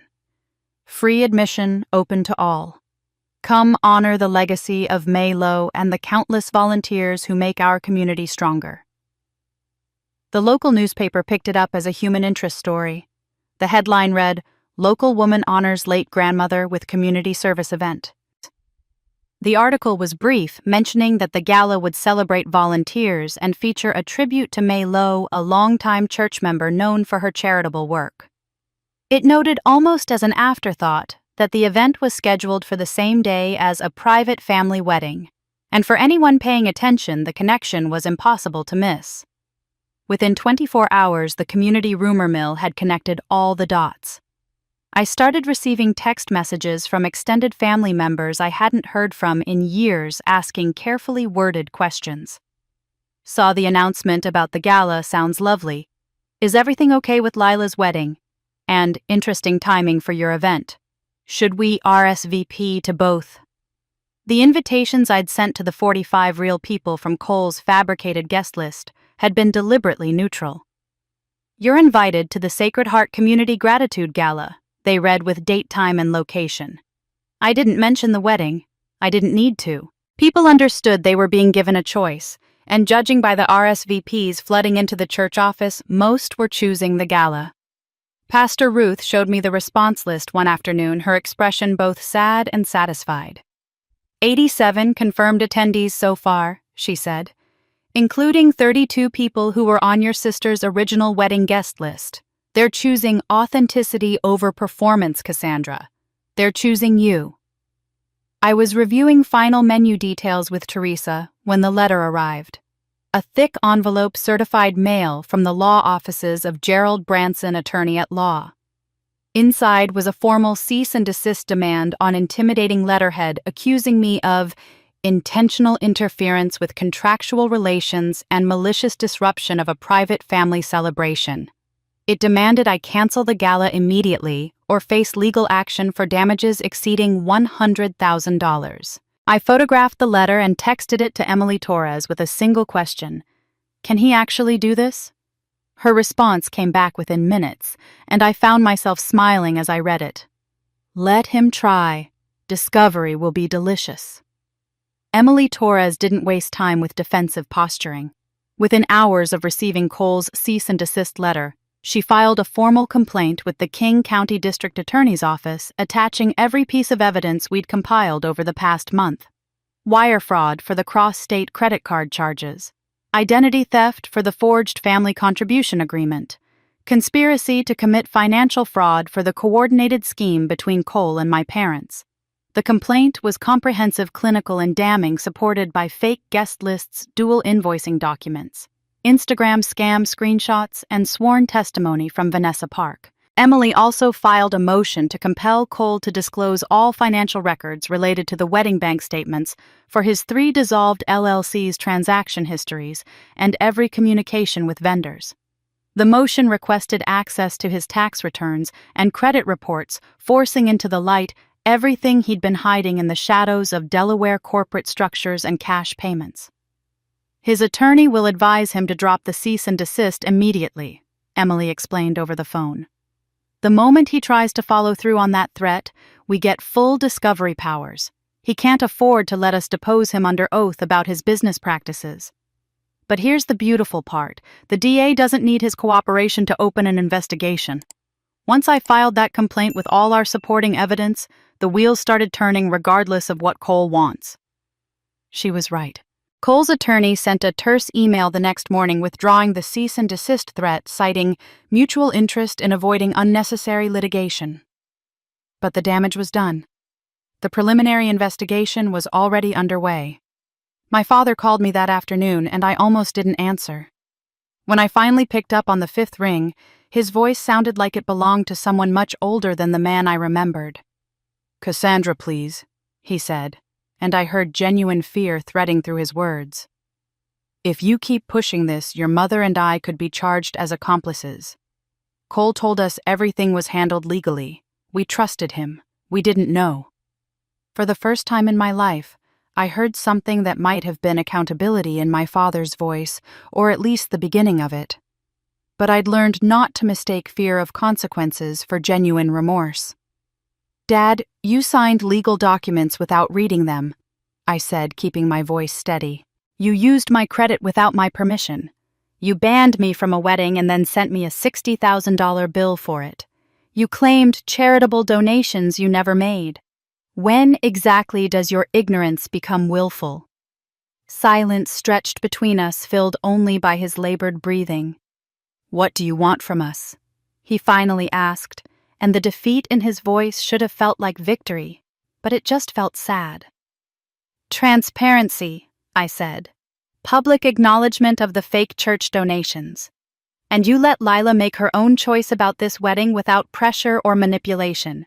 No guilt trips, no threats, no emotional blackmail. You let her decide what's best for her life. And if we do that, will you drop this?" "I'll drop nothing," I said.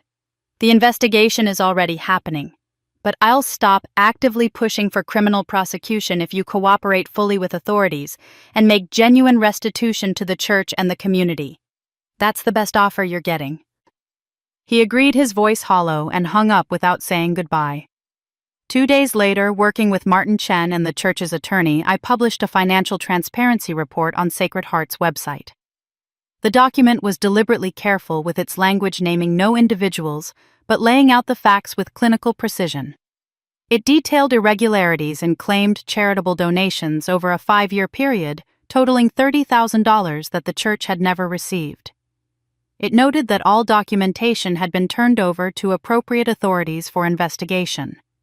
It thanked the community for their patience during this difficult revelation and announced that the May Low Community Justice Fund would be compensating Sacred Heart's meal program in full for the shortfall, ensuring that vulnerable community members wouldn't suffer for others' fraud. The report was factual, measured, and absolutely devastating. Within hours, it had been shared across neighborhood social media groups and discussed in text threads among church members. People who'd suspected something was wrong now had confirmation. The report didn't explicitly say the Lowe family stole from the church in May's name, but it didn't need to. Everyone understood. The social consequences arrived swiftly. My mother, who'd built her identity around her position in the church community and her network of society friendships, found herself suddenly isolated. Book club invitations went unanswered. At the grocery store, acquaintances who used to stop for long chats now offered tight smiles and hurried past. At Sunday service, the pew around my parents remained conspicuously empty, even as the church filled with people coming specifically to show support for Pastor Ruth and the transparency she'd demonstrated. I didn't take pleasure in watching my parents experience the natural consequences of their actions, but I didn't intervene to protect them either. This was what accountability looked like when it finally arrived after years of avoidance. The morning of the wedding, I woke to my phone vibrating insistently on my nightstand. 23 missed calls, all from the same number I didn't recognize. I was about to silence it when a voicemail notification appeared. The message was from Jennifer Hartley, the events manager at Fairmont Garden Estate, and her voice carried an urgency that made my stomach clench. "Ms. Lowe, this is Jennifer from the venue. You need to get down here immediately. Your sister just arrived in her wedding dress and she's asking for you." I was still processing the venue manager's frantic voicemail about Lila when Emily called with different urgent news. Cole's attorney had filed an emergency motion for a temporary restraining order requesting an immediate hearing to halt the Community Gratitude Gala scheduled for the next day. The motion claimed my event constituted malicious interference with a contractual wedding celebration and defamation through implication. A judge had agreed to hear arguments that afternoon at 2 o'clock, less than 24 hours before both the wedding and the gala were supposed to occur. "Pack everything," Emily said. "Every document, every piece of evidence. We're going to bury him in facts." I met Emily and Martin at the King County Courthouse an hour later. We arrived with 3 rolling briefcases containing organized evidence files, each document tagged and cross-referenced. Martin had created visual exhibits showing the financial fraud in easy-to-understand charts and timelines. Emily had prepared a legal brief that was simultaneously defensive and offensive, protecting my right to host the gala while exposing the criminal enterprise that had necessitated it. The courtroom was smaller than I'd expected, formal and austere, with dark wood paneling and the seal of Washington State mounted behind the judge's bench. Cole sat at the plaintiff's table with his attorney, Jerry Branson, wearing an expensive suit that probably cost more than he'd reported earning in the past year. Behind them, looking absolutely miserable, sat my parents. They wouldn't meet my eyes as I took my seat at the defense table. Lila wasn't there. She'd texted me that morning, "I can't be in that room with him, but I'm with you in spirit. Go get him." Judge Patricia Morales entered, and we all rose. She was a woman in her late 60s with silver hair pulled back in a severe bun and the no-nonsense demeanor of someone who'd spent 30 years on the bench and had seen every trick in the book. Cole's attorney presented his argument first, painting me as a vindictive older sister, using a community event as a weapon to destroy my family's reputation and sabotage my sister's wedding out of jealousy. He claimed the timing and location of the gala were deliberately chosen to humiliate the family and steal guests from the wedding, and that my public statements about financial irregularities constituted defamation. When it was Emily's turn, she stood and methodically dismantled every claim. She presented the forged family contribution agreement alongside handwriting analysis from a certified forensic document examiner showing clear signature discrepancies. She showed credit card statements proving unauthorized charges dating back 3 months, each one corresponding to a wedding expense I'd never approved. She submitted vendor affidavits confirming Cole's dual invoicing scheme with testimony from Vanessa Park, describing how she'd been pressured to create fraudulent contracts. Martin had prepared an exhibit showing the fake guest list with background check results for each name.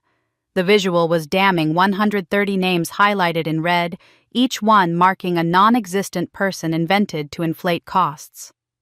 "Your Honor," Emily said, her voice clear and strong, "the gala that Mr. Matthews wants to halt is a legally authorized use of my client's grandmother's trust fund." May Lowe specifically created a provision allowing for restorative community events when family members cause measurable harm to community institutions. The Sacred Heart Chapel was used fraudulently in tax filings and vendor contracts. My client isn't retaliating. She's restoring. She placed the trust documents in front of the judge, along with the financial transparency report we'd published and the falsified church donation tax records that had triggered this entire investigation. Cole's attorney tried to interrupt, arguing that hosting an event on the same day was proof of malicious intent, but Emily cut him off smoothly. Hosting a community service event honoring charitable volunteers is not retaliation, Your Honor. It's exactly what May Lowe intended with her estate. If the timing is inconvenient for Mr. Matthews, perhaps he should have considered that before committing wire fraud and identity theft. Judge Morales held up her hand for silence and spent several minutes reviewing the evidence Emily had presented. The courtroom was absolutely quiet except for the rustling of papers and the sound of my own heartbeat pounding in my ears. Finally, the judge looked up, her expression unreadable.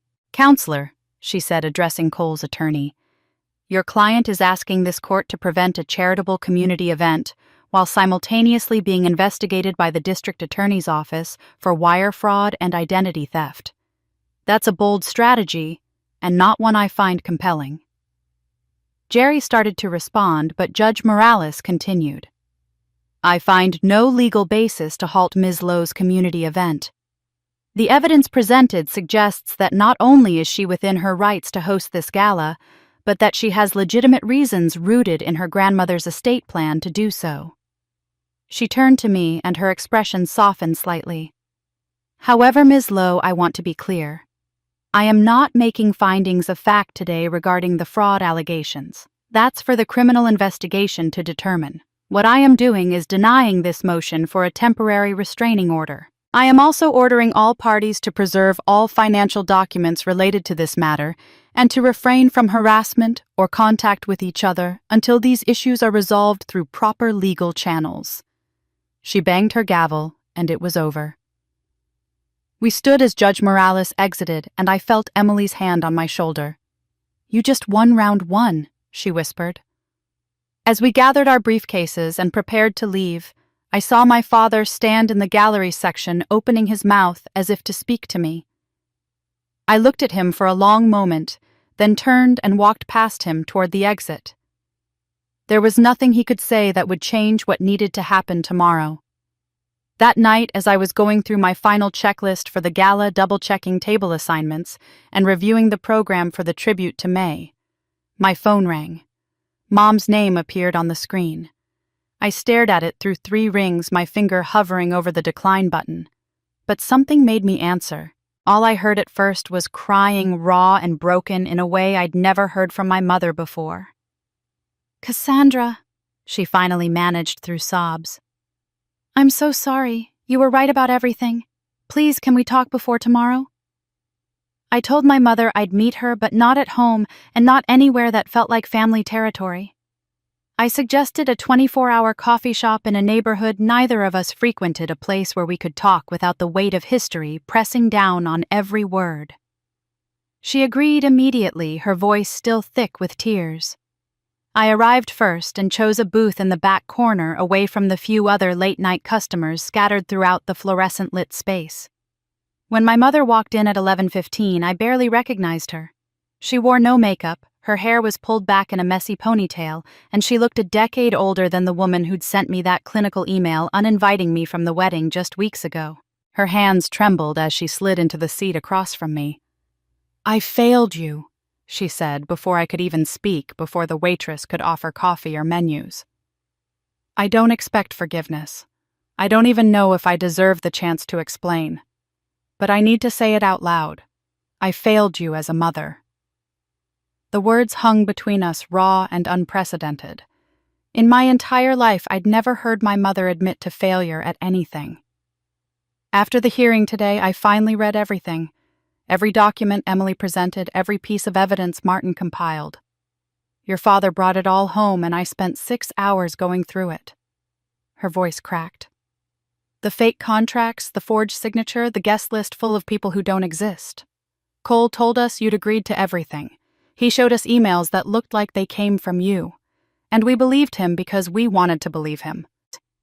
She wrapped her hands around the coffee cup the waitress had wordlessly placed in front of her, seeking warmth or stability or something to hold on to. Your father and I were so desperate for Lila to have the perfect wedding, the kind we couldn't afford for ourselves 40 years ago. We got married in my parents' backyard with folding chairs and a cake from the grocery store. It was beautiful, but I spent decades feeling like we'd started our marriage as less than. When Lila got engaged, I saw a chance to give her what I never had. I convinced myself it was about her happiness, but it was really about erasing my own shame. That doesn't explain using my credit, I said quietly. I know. She looked down at her coffee. I remembered that old card, the one we opened when you turned 18. We told you it was for building credit history, that we'd manage it for you. And then you went off to college and built your own financial life, and that card just sat there dormant. When Cole started talking about wedding costs when the numbers kept climbing, I thought about that card. I knew it was wrong. But I convinced myself you made good money, that you wouldn't even notice that we'd find a way to pay it back before you ever saw a statement. But you did notice, my mother continued, her voice barely above a whisper. And instead of coming clean, we panicked. Cole suggested we make it look like a family contribution, like you'd always planned to help. He's the one who created that fake agreement, but I signed off on it. I let him forge your signature because it was easier than admitting what we'd already done. Mom, I need you to tell me something, I said, leaning forward. Grandma May warned you about this, didn't she? My mother's face crumpled, and fresh tears spilled down her cheeks. When you were a baby, your grandmother sat me down and told me, don't use your children as emotional banks. Don't make them earn your love with achievement or money or sacrifice. I was furious with her for suggesting I would ever do that. But she'd already seen it starting. She took a shaky breath. When you were 7, May had set aside emergency funds for you and Lila, money specifically for daycare or doctor visits or genuine needs. I used it to buy new furniture for the living room and book a vacation to Hawaii. When May found out, she cut me off financially. She told me she loved me, but she wouldn't enable me to damage my children the way I was starting to. I didn't speak to her for 6 months. That's why she left the trust to me, I said, understanding clicking into place. She knew I'd ruin you the way I almost ruined my relationship with her, my mother confirmed. She protected you the only way she knew how, by making sure I couldn't access the money that could have been used to control you. I was so angry when her will was read. I thought she was punishing me, but she was saving you. The coffee shop around us had grown quieter, the few remaining customers drifting out into the night. We sat in that booth, mother and daughter, with 37 years of damage laid out between us, like the evidence Emily had presented in court. If you knew this was wrong, why did you ban me from the wedding? I finally asked. Why send me that bill at all? My mother's composure broke completely. Cole said if we didn't get money from somewhere, he'd walk away. He said Lila would be humiliated, that we'd lose all our deposits, that everyone would know we'd failed. We'd already sent invitations, made promises, spent money we didn't have. He had us trapped, and we made you the escape route. We turned you into the villain to save ourselves from embarrassment. So, what happens now? I asked. She looked at me with red-rimmed eyes. Tomorrow, before anything else happens, I'm going to tell Lila everything. Every lie, every manipulation, every choice we made that hurt you both. And then I'm going to face whatever consequences come. I just wanted you to hear it from me first. You deserved better, Cassandra. You always did. I left that coffee shop at midnight emotionally exhausted and unsure whether what had just happened was the beginning of healing or simply another performance. When I got home and checked my phone, there was a voicemail from Jennifer at the Fairmont Garden Estate, time-stamped 11:47. Ms. Lowe, I'm calling about tomorrow. We've had a development with the wedding venue. You really need to call me back tonight. I called Jennifer back immediately, my heart pounding as I waited for her to answer. When she did, her voice was tense with professional stress barely contained. The florist had arrived 3 hours late at the Fairmont Garden Estate because Cole hadn't paid the final invoice, and she'd only agreed to set up after he handed her cash in the parking lot. The caterer was refusing to unload food until receiving full payment, and Cole was on the phone screaming at vendors while my parents sat in a corner looking shell-shocked. The photographer had canceled entirely, choosing to honor his commitment to document the gala instead. I'm telling you this because your sister deserves to know what's happening, Jennifer said quietly. This isn't the wedding she planned. This is a disaster held together with duct tape and desperation. I thanked her and hung up, then pushed the information aside. I had my own event to focus on, and it was going to be everything Cole's wasn't honest, joyful, and real. The morning of both events unfolded in two completely different worlds. At Sacred Hearts Community Hall, I arrived at 8 to find volunteers already decorating with the simple but elegant flower arrangements Diana Chen had donated. The church choir was running through their repertoire in the corner, their voices filling the space with warmth.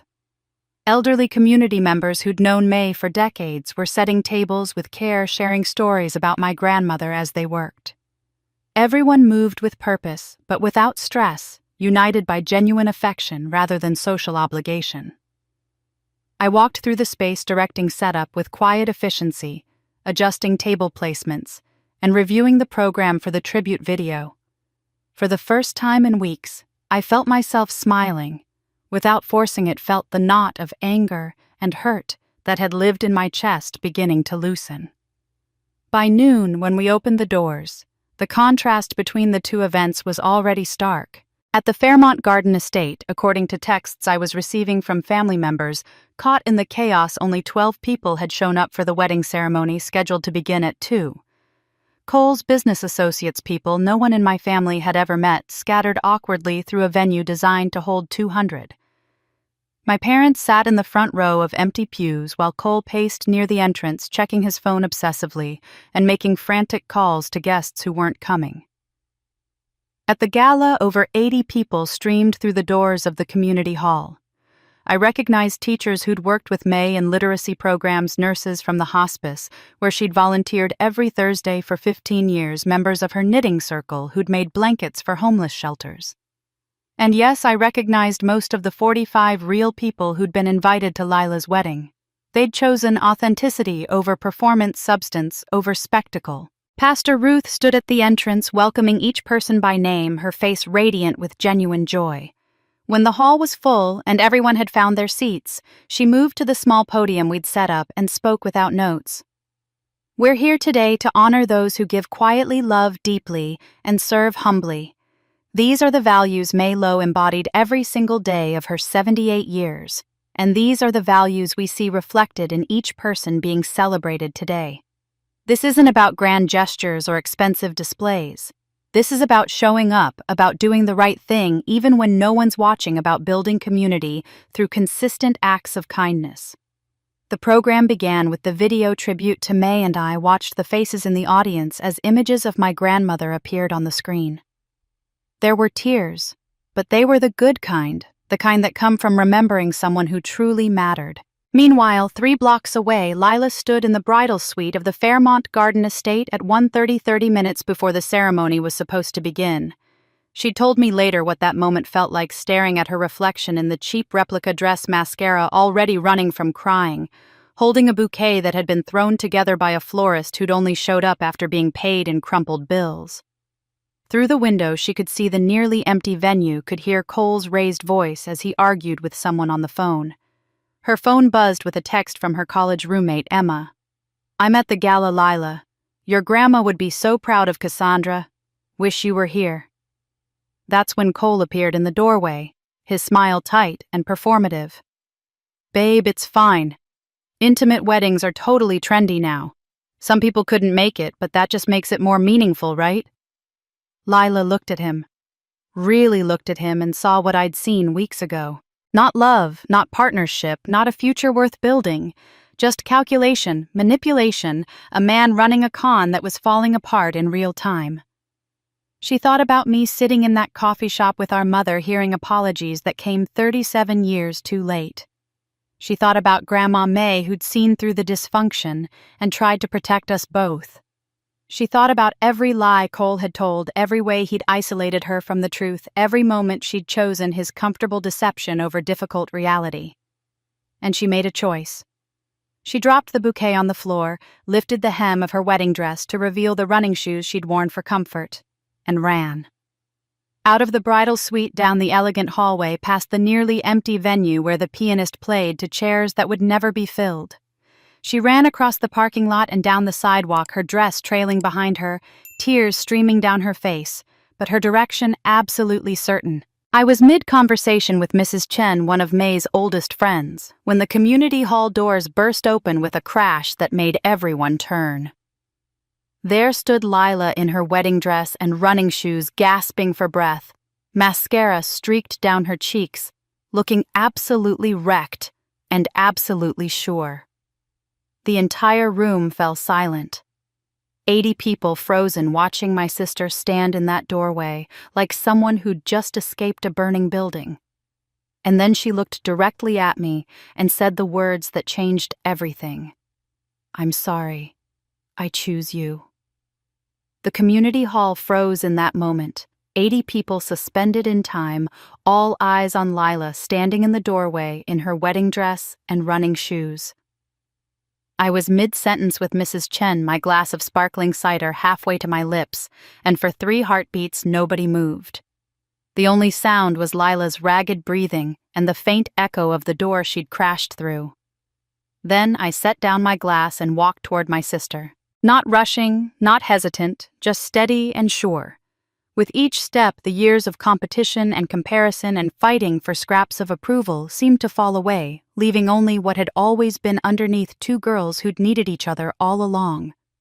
Lila's voice cracked as I reached her. "I couldn't do it. I couldn't marry him. I couldn't keep pretending that any of it was real." I didn't say I told you so. I didn't lecture or remind her of all the warnings she'd ignored. I simply opened my arms, and Lila collapsed into them like someone who'd been holding herself upright through sheer force of will, and had finally found a place where she could let go.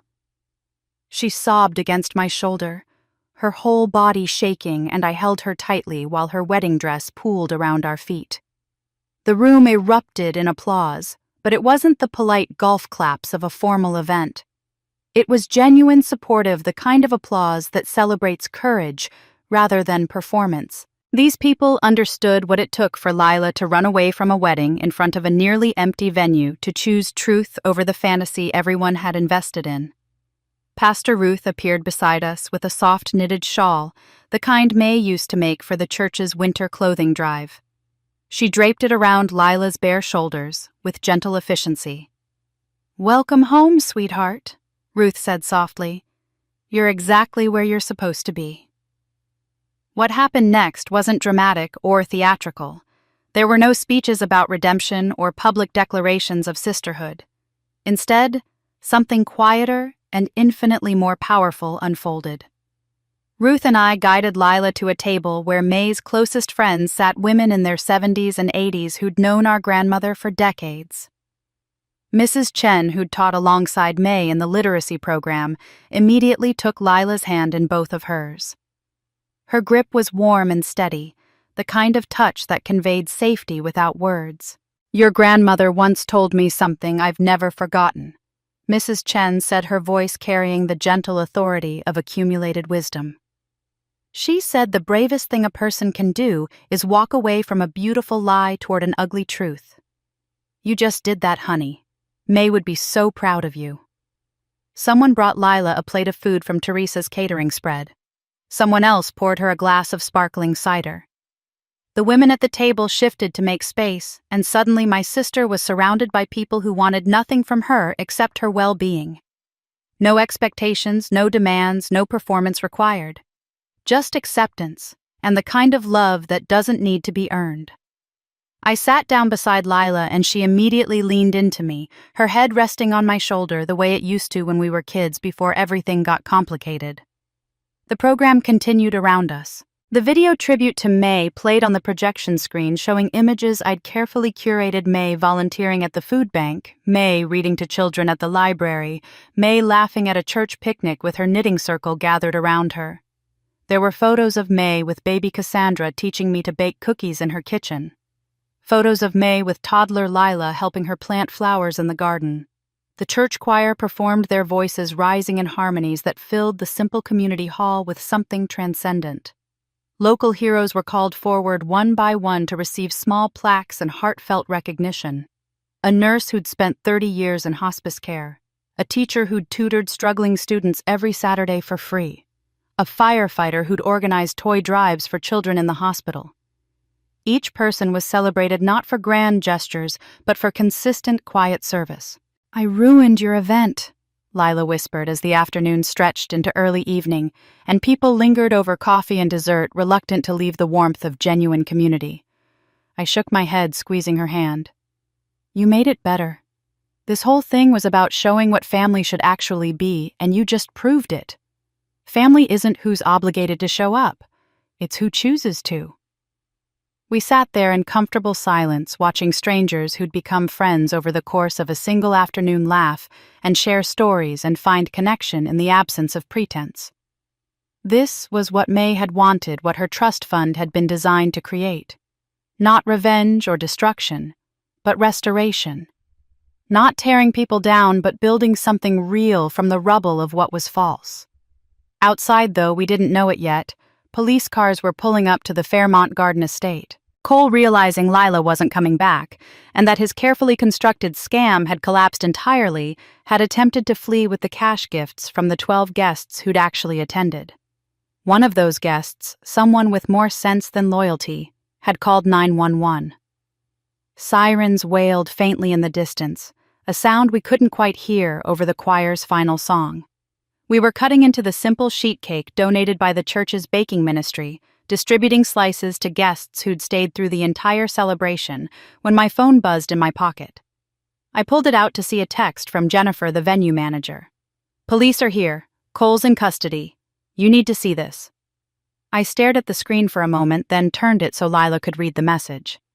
She looked up at me, her eyes wide with a complicated mixture of emotions I couldn't quite parse. "Is it over?" she whispered. I squeezed her hand, feeling the weight of everything that had led to this moment, everything that still needed to be resolved. "Not yet," I said. "But almost." 2 hours after Lila arrived at the gala in her wedding dress, while we were still surrounded by the warmth of community celebration, police were executing a search warrant at the Fairmont Garden estate. Emily had worked with the district attorney to expedite the warrant based on the mountain of evidence we'd compiled, and officers arrived with instructions to seize financial records, electronics, and any documentation related to Cole's business operations. What they found went beyond paperwork. In Cole's garment bag tucked away in the groom's preparation room, an officer conducting a thorough search discovered something hidden inside a sock that had been stuffed into a dress shoe. It was an engagement ring, vintage and distinctive, with a platinum band featuring intricate filigree work and 3 diamonds set in a style unmistakably from the 1940s. The officer photographed it according to evidence protocol and examined the inside of the band, finding an engraving that made him pause. "To May Forever Yours, 1948. A quick call to the district attorney's office, a check against probate records from May's estate settlement 8 years ago. And the pieces fell into place. The ring matched an item specifically listed in May's will: platinum engagement ring with filigree detail and 3 diamonds bequeathed to granddaughter Cassandra Lowe, sentimental value, appraised value, $12,000. The ring had disappeared during the estate settlement process. Everyone had assumed it was lost in the chaos of sorting through May's belongings. It hadn't been lost. It had been stolen. I was helping clean up after the gala stacking chairs alongside Lila and several volunteers when Detective Sarah Morrison called my cell phone. She explained what they'd found and asked if I could identify the ring from a photograph she'd send to my email. I pulled up the image on my phone and the breath left my lungs. I'd completely forgotten about that ring. In the grief and logistics following May's funeral, when the ring hadn't turned up during the estate inventory, I'd simply accepted its absence as one more loss in a season of loss. But there it was on my screen, unmistakable and heartbreaking, the ring my grandfather had given May when he proposed in 1948. "Do you know how Mr. Matthews obtained this ring?" Detective Morrison asked. "I have no idea," I said, my voice shaking. "I haven't seen it since before my grandmother died." From across the community hall, my mother's voice cut through the lingering conversations. "I gave it to him." Everyone turned to look at her. She'd arrived at the gala late after Lila's dramatic entrance, slipping in through the back and sitting quietly in a corner. I hadn't turned her away, but I hadn't acknowledged her either. Now she stood, her face pale, but her posture straight, as if she'd been waiting for this moment. After May's funeral, I was helping sort through her jewelry. My mother said, her voice carrying across the now silent hall. I found the ring in her jewelry box. I knew the will said it was meant for Cassandra, but I thought Lila deserved something special for her engagement. Something with family history. I convinced myself Cassandra would never miss it, that she'd probably forgotten it even existed. She looked directly at me, her eyes red but dry. I gave it to Cole 6 months ago when they got engaged. I told him it was a family heirloom, that it should be Lila's engagement ring. I thought I was being generous, spreading the inheritance around more fairly. Lila's sharp intake of breath beside me was audible. "He never gave me that ring," she said. "The ring he proposed with was new from a chain jewelry store. He said he wanted me to have something modern, something that was just ours." Detective Morrison's voice came through my phone speaker, which I'd forgotten I was still holding. "Ms. Lowe, based on what I'm hearing, it appears Mr. Matthews received stolen property and kept it as collateral. We found it hidden in his belongings, not on anyone's finger. He was likely planning to pawn it." The theft of May's ring added another charge to Cole's growing list, receiving stolen property, a felony that carried its own penalties beyond the wire fraud and identity theft charges already filed. But the legal implications mattered less to me in that moment than what the ring represented. A week later, I stood in the evidence room at the police station with Detective Morrison. She handed me a sealed evidence bag containing May's ring, now cleaned and polished, catching the fluorescent light with the same gentle sparkle I remembered from my childhood. "It's yours now, Ms. Lowe," Detective Morrison said, "legally and rightfully." I opened the bag carefully and slid the ring onto my right hand. It fit perfectly, as if May had somehow known across 8 years and the barrier of death that it would eventually find its way back to me. The weight of it felt substantial, but comfortable, precious metal and stones that carried the story of a marriage that had lasted 53 years until death parted them. I would wear it not as an engagement ring, but as something more important, a reminder that inheritance isn't just about money or jewelry.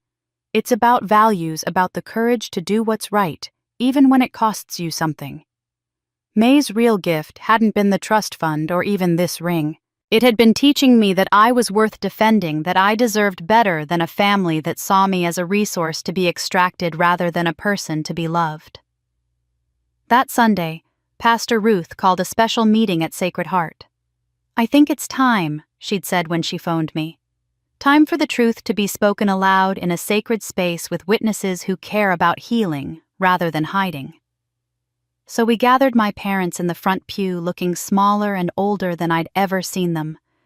Lila beside me in the second row, her hand gripping mine. Extended family members scattered throughout the chapel, people who'd heard pieces of the story and deserved to hear it whole. When Pastor Ruth stood at the pulpit and said, "It's time for the truth to be spoken aloud," I realized this was the real ceremony we'd all been avoiding. Pastor Ruth stood at the pulpit in the chapel where May had worshipped for 40 years, and she didn't soften what needed to be said. The pews were filled with the church board key community members who'd been part of Sacred Heart for decades, and our family scattered among them like defendants awaiting sentencing.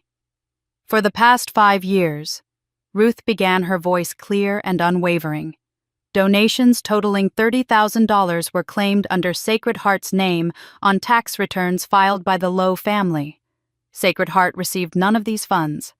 This constitutes fraud against both the IRS and this community's trust."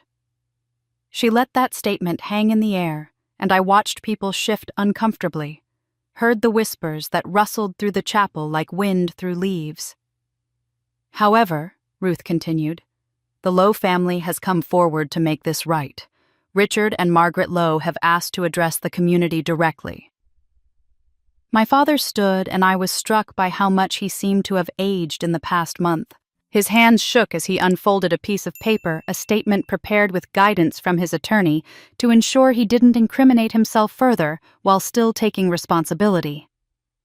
I, Richard Lowe, take full responsibility for fraudulent charitable donation claims made under Sacred Heart Chapel's name. He read, his voice barely steady. I did not verify information provided to me. I signed documents without proper review. And through my negligence and willful ignorance, I harmed this community and violated the trust you placed in me. He paused, swallowing hard. I am working with authorities to repay all owed taxes and penalties. I am resigning from the Church Finance Committee effective immediately, and I will spend whatever time I have left trying to make amends for the damage I've caused. He sat down heavily, and my mother stood. Unlike my father, she had no prepared statement, no attorney-approved language to hide behind. What came next was raw and unscripted. I stole from my own mother's legacy, she said, her voice breaking almost immediately. I stole from my daughter's future. I enabled a con man because I was more worried about what people would think than what was right. Tears streamed down her face, but she didn't wipe them away. She just stood there, exposed and accountable in a way I'd never seen her before.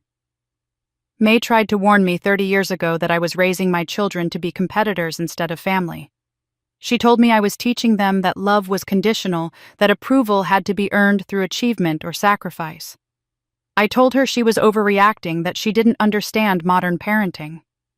My mother's laugh was bitter and broken. But she understood perfectly. She saw what I was becoming, and she tried to stop it. I didn't listen, and I almost destroyed the best thing I ever created, which was my daughter's love for each other. She turned away from the congregation and looked directly at Lila and me, her eyes red and pleading. I can't undo what I've done. I can't give you back the childhoods you deserved or erase the pain I've caused. But I can stop lying. I can stop making excuses. And I can stop asking you to carry the weight of my mistakes and my shame. Beside me, Lila was crying silently, and I felt my own throat tighten with emotions I couldn't quite name. This was what I'd wanted: accountability, honesty, the acknowledgement that what had happened wasn't normal or acceptable. But hearing it spoken aloud in front of witnesses was more painful than I'd expected, like lancing a wound that had festered for decades. The chapel was silent except for my mother's quiet weeping as she sat down. Then I stood and I felt every eye in the room turn toward me. The tension was palpable, everyone waiting to see if I would show mercy or deliver judgment. I don't forgive you yet, I said, and I watched my mother flinch at the words.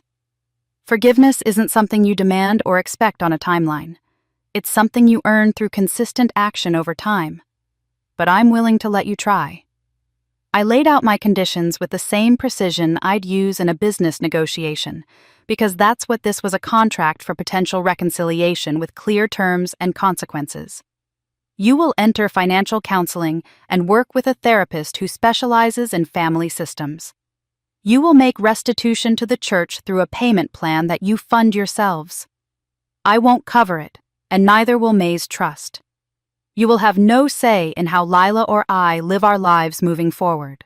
No guilt trips, no manipulation, no attempts to control our choices through emotional blackmail. I paused, making sure they understood the most important condition. And you don't get to rewrite this story. What happened, happened. You don't get to pretend it was all a misunderstanding or blame Cole for everything. He was the catalyst, but you made choices long before he appeared. You forged documents. You used my credit. You stole from May's legacy. You enabled abuse because it was easier than facing the truth. Own it. All of it. My father nodded, his face crumbling with the weight of genuine remorse. My mother whispered, "We will," so quietly I almost didn't hear it. I sat back down beside Lila, who immediately took my hand and squeezed it hard enough to hurt. This wasn't a happy ending where everyone hugged and cried and pretended the past could be erased with a few tearful apologies. This was the beginning of something uncertain and difficult, a long road toward potential healing that might not ever reach the destination we hoped for. But it was honest, and after 37 years of performance and pretense, honesty felt like its own kind of victory. As we filed out of the chapel into the spring sunshine, people approached my parents with varying degrees of warmth or coldness, and I realized the community was making their own judgments about what accountability looked like and whether it was sufficient. Pastor Ruth caught my arm as I was walking toward my car with Lila. "There's one more thing May wanted you to have," she said, pulling a sealed envelope from her bag. It was smaller than the others, with my name written in May's handwriting across the front, and a single instruction below it: to be opened after you decide what to do with the rest of the trust fund. I took the envelope, feeling its weight in my hand, and looked at Ruth with questions I didn't know how to ask. "May knew you'd reach this point," Ruth said softly. "She knew you'd have choices to make about moving forward, and she wanted to give you one last piece of guidance when you were ready to hear it."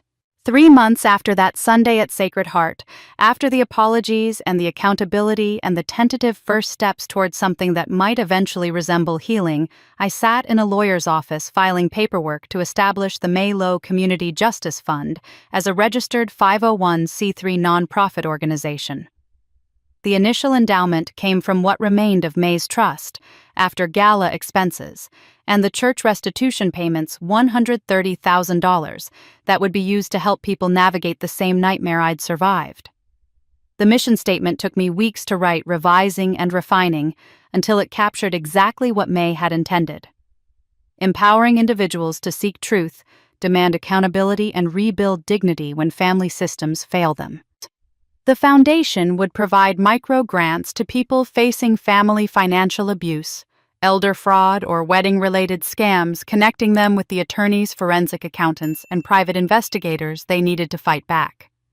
I served as board president, handling oversight and strategic direction, but the executive director running day-to-day operations was Lila. She'd found unexpected purpose in helping others navigate what she'd survived, and watching her transform her pain into advocacy was one of the few genuinely beautiful things to emerge from the wreckage. Our first act as a foundation was paying legal fees for 3 other victims of wedding vendor fraud that Sarah had identified during her investigation of Cole. 2 women in Portland and 1 in Spokane, all of whom had discovered too late that their fiancés were running elaborate cons. We connected them with Emily Torres, helped them file police reports, and walked them through the process of reclaiming their credit and their dignity. Within 6 months, the foundation had helped 19 people. An 82-year-old woman whose son had been draining her pension through a power of attorney he'd manipulated her into signing. A 26-year-old man whose parents had opened 17 credit cards in his name and destroyed his credit score before he even knew what credit was. 2 more brides who'd discovered, like Lila, that their weddings were money laundering operations disguised as celebrations. We didn't just write checks. We connected people with resources, held their hands through legal proceedings, referred them to therapists who specialized in family trauma, and built a network of professionals willing to work at reduced rates for foundation clients. The local news ran a feature story 6 months after we launched. "Grandmother's Legacy Becomes Lifeline for Fraud Victims." The reporter interviewed me in the foundation's small office, and I kept my answer simple when she asked what May would think of what we'd built.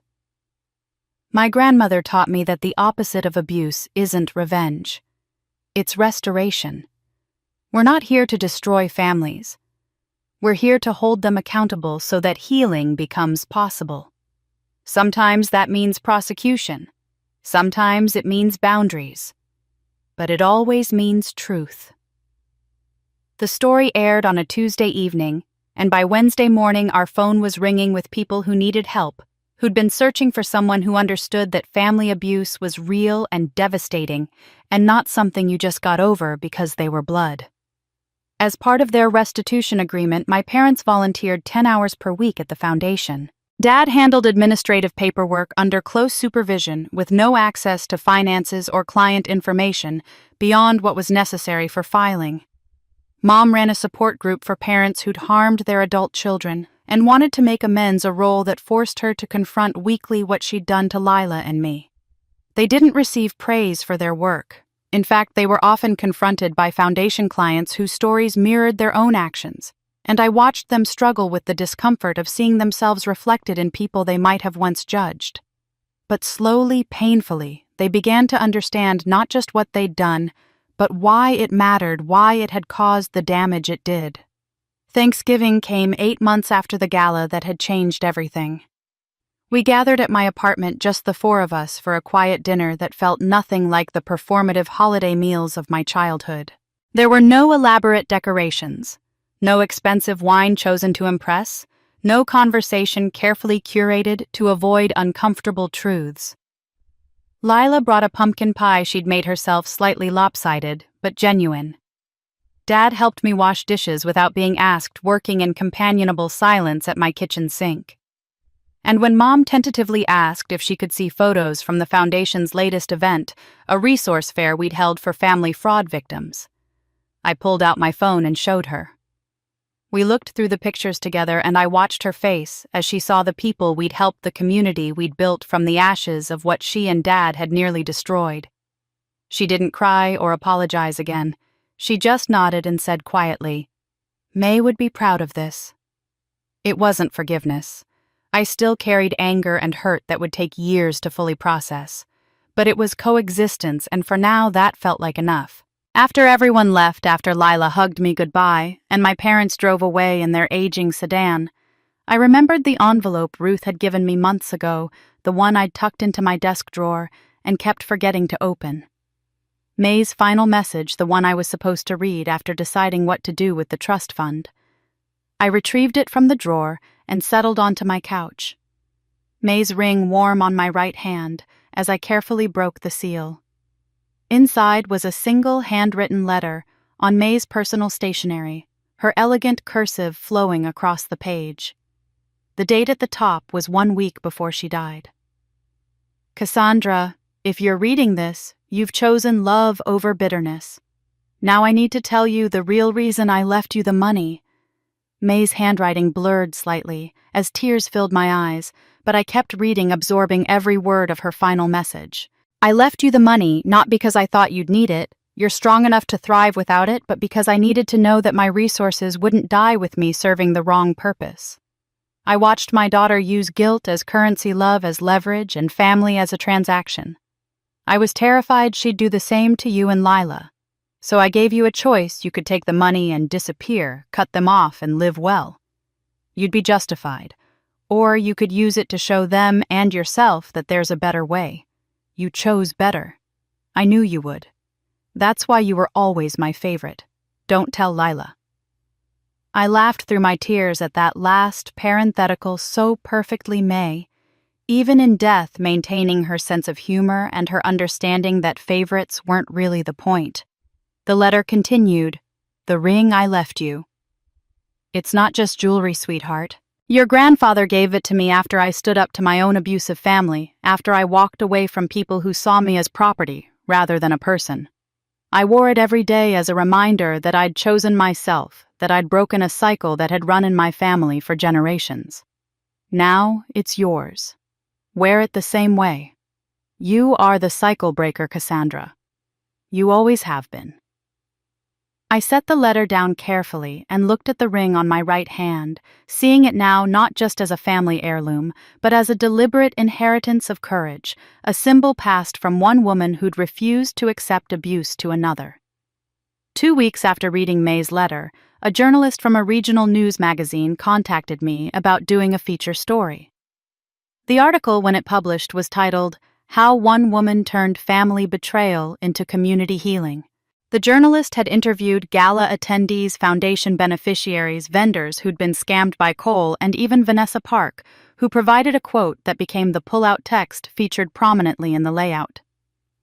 "Cassandra could have destroyed her family publicly," Vanessa said. "She had every piece of evidence she needed to humiliate them, to make them social pariahs, to ensure they suffered the way she'd suffered. Instead, she built something that helps strangers. That's not revenge. That's grace with a backbone." During my interview, the journalist had asked the question I'd been asked dozens of times since the foundation launched, "Do you consider what you did revenge?" I'd thought carefully before answering, wanting to be precise about the distinction that mattered so much to me. Revenge would have been leaking their fraud to the press before giving them a chance to make it right, I said. Revenge would have been taking the money and cutting them off forever, leaving them to drown in the consequences without any possibility of redemption. What I did was set boundaries with consequences. I didn't let them abuse me, but I didn't abuse them back. I just refused to be their safety net while they were still setting fires. I held them accountable while leaving the door open for them to become better people if they chose to do the work. 1 year after the gala that had changed everything, I sat in my office at the foundation headquarters, a small suite we'd rented in a building near Sacred Heart.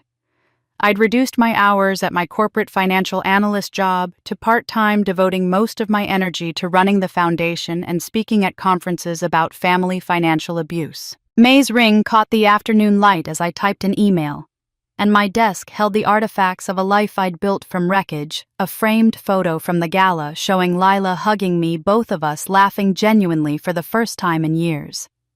A thank you card from an 82-year-old woman named Dorothy, whose son had stolen her pension and who'd recovered it with the foundation's help. An invitation to keynote a national conference on financial elder abuse scheduled for the following spring. My phone buzzed with a text from Lila. Foundation board meeting still at 6. I smiled and typed back, "Yes, bring Dad's budget report. He actually did it right this time." And he had. Slowly, through months of supervised work and uncomfortable confrontations with the reality of what he'd done, my father was learning basic accountability. It wasn't redemption yet. It might never be complete redemption. But it was progress, and after 37 years of stagnation and denial, progress felt revolutionary. I didn't smile because everything was perfect, or because my family had been magically healed by apologies and volunteer work. I smiled because I'd built something meaningful from pain, because I'd chosen restoration over destruction, because I no longer measured my worth by my parents' approval or lack thereof. The real victory wasn't that my family had finally apologized, or that Cole was facing federal charges, or that the foundation was helping people. The victory was internal and private. I'd learned that I deserved better, and I'd had the courage to demand it, and I'd discovered that my value existed independent of anyone else's recognition. That evening, as our board meeting wound down and volunteers were putting away chairs and packing up leftover coffee, a young woman approached me hesitantly. She was in her mid-20s with red-rimmed eyes and the particular kind of exhaustion that comes from crying and not sleeping and carrying a weight you don't know how to set down. "Excuse me," she said, her voice barely above a whisper. "Are you Cassandra Lowe?" I nodded, and she continued, her words tumbling out in a rush. "My parents sent me a bill for my sister's wedding that I wasn't invited to, $25,000. They said it was my obligation as family. I don't know what to do. I found your foundation online and Can you help?" I looked across the room at Lila, who was talking with one of our volunteer attorneys. She must have felt my gaze because she turned and met my eyes, and in that glance we had an entire conversation. She nodded, understanding immediately what I was asking. I turned back to the young woman and felt May's ring, solid and reassuring on my finger, felt the weight of everything I'd survived and learned and built. "Yes," I said, "we can help. Let me tell you a story." 18 months after the gala that had rewritten my family's story, I hosted Thanksgiving dinner at my apartment for the first time. It was a small gathering, just the four of us. And what made it remarkable was that everyone was there by choice, rather than obligation. No guilt trips, no performative family loyalty, just four people who'd decided that showing up was worth the discomfort of facing each other honestly. Lila arrived early to help me cook something that would have been unthinkable 2 years ago when we were still competing for scraps of parental approval. We worked side by side in my kitchen, chopping vegetables and basting the turkey, talking about her new apartment and the foundation case she was managing for a woman whose daughter had forged her name on a reverse mortgage. Mom arrived with a store-bought pumpkin pie from the grocery store bakery, no pretense of having made it herself. No elaborate story about a family recipe. She'd stopped trying to perform perfection, and the absence of that performance made her presence more bearable. Dad set the table without being asked. Moving quietly through my dining room, arranging plates and silverware with careful precision, he was still learning how to be present in a space without trying to control it, still discovering that participation didn't require dominance. When we sat down to eat, there was no elaborate blessing, no forced recitation of things we were grateful for, no performance for an audience that didn't exist. Dad simply said, "I'm glad we're here," and the rest of us murmured agreement, and that was enough. Over dinner, we talked about real things. Lila shared that her therapist had helped her recognize a pattern of seeking external validation, of building her identity around other people's perceptions rather than her own values. "I'm learning that I don't need to be liked by everyone," she said. "I just need to like myself." Mom admitted that her volunteer work at the foundation was harder than she'd expected. "Facing what I did to other people's children makes me see what I did to you and Lila," she said, her voice quiet. "Every story I hear is a mirror, and I don't always like what I see reflected back." I didn't absolve her or rush to comfort her. I just listened, and sometimes that was the most honest gift I could offer. Dad asked me about a foundation case, a young man in his 20s whose parents had opened credit cards in his name and destroyed his credit score before he'd even graduated college. For the first time in my memory, Dad was asking out of genuine interest rather than judgment, or the need to offer unsolicited advice. I explained the situation, and Dad was quiet for a moment before speaking. "Tell him not to wait as long as I did to admit he can't fix it alone," he said. "Tell him asking for help isn't weakness. It's the only way forward." It wasn't wisdom. It was hard-won humility earned through months of uncomfortable volunteer work and therapy and facing people whose pain mirrored the pain he'd caused. But it meant something, and I told him so.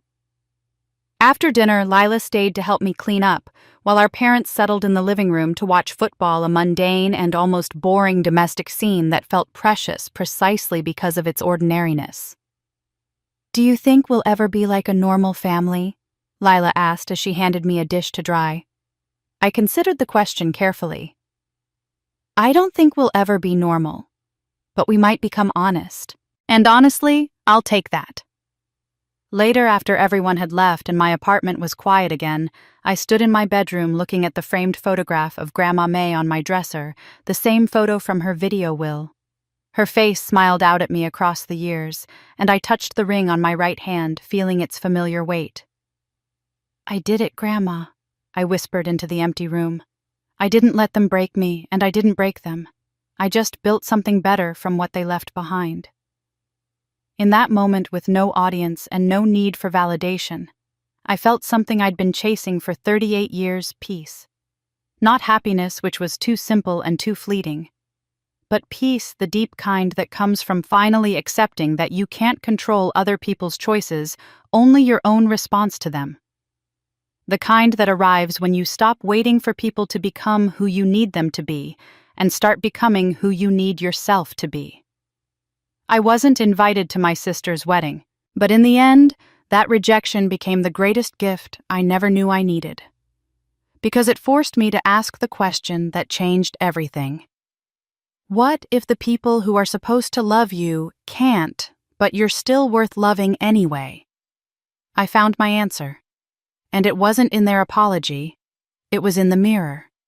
So that's my story. The wedding I wasn't invited to, the $60,000 bill that changed everything, and the grandmother who gave me permission to demand better. It took losing my place in my family to finally find my place in myself. And honestly, I'd make the same choice again. If you've made it this far, thank you for listening. Stories like mine aren't easy to hear, and they're even harder to live through. But I'm sharing it because I know I'm not alone. Maybe you've been the family ATM too. Maybe you've been excluded and exploited at the same time. Maybe you're still trying to figure out if you're overreacting, or if what's happening to you is really as wrong as it feels. I'm here to tell you, trust your gut. You're not crazy, you're not selfish, and you deserve better. If this story resonated with you, hit that subscribe button and tell me in the comments. Have you ever been asked to pay for something you weren't even invited to? How did you handle it? I read every comment, and your story matters just as much as mine. Let's build a community where we stop normalizing family dysfunction and start demanding accountability. See you in the next one.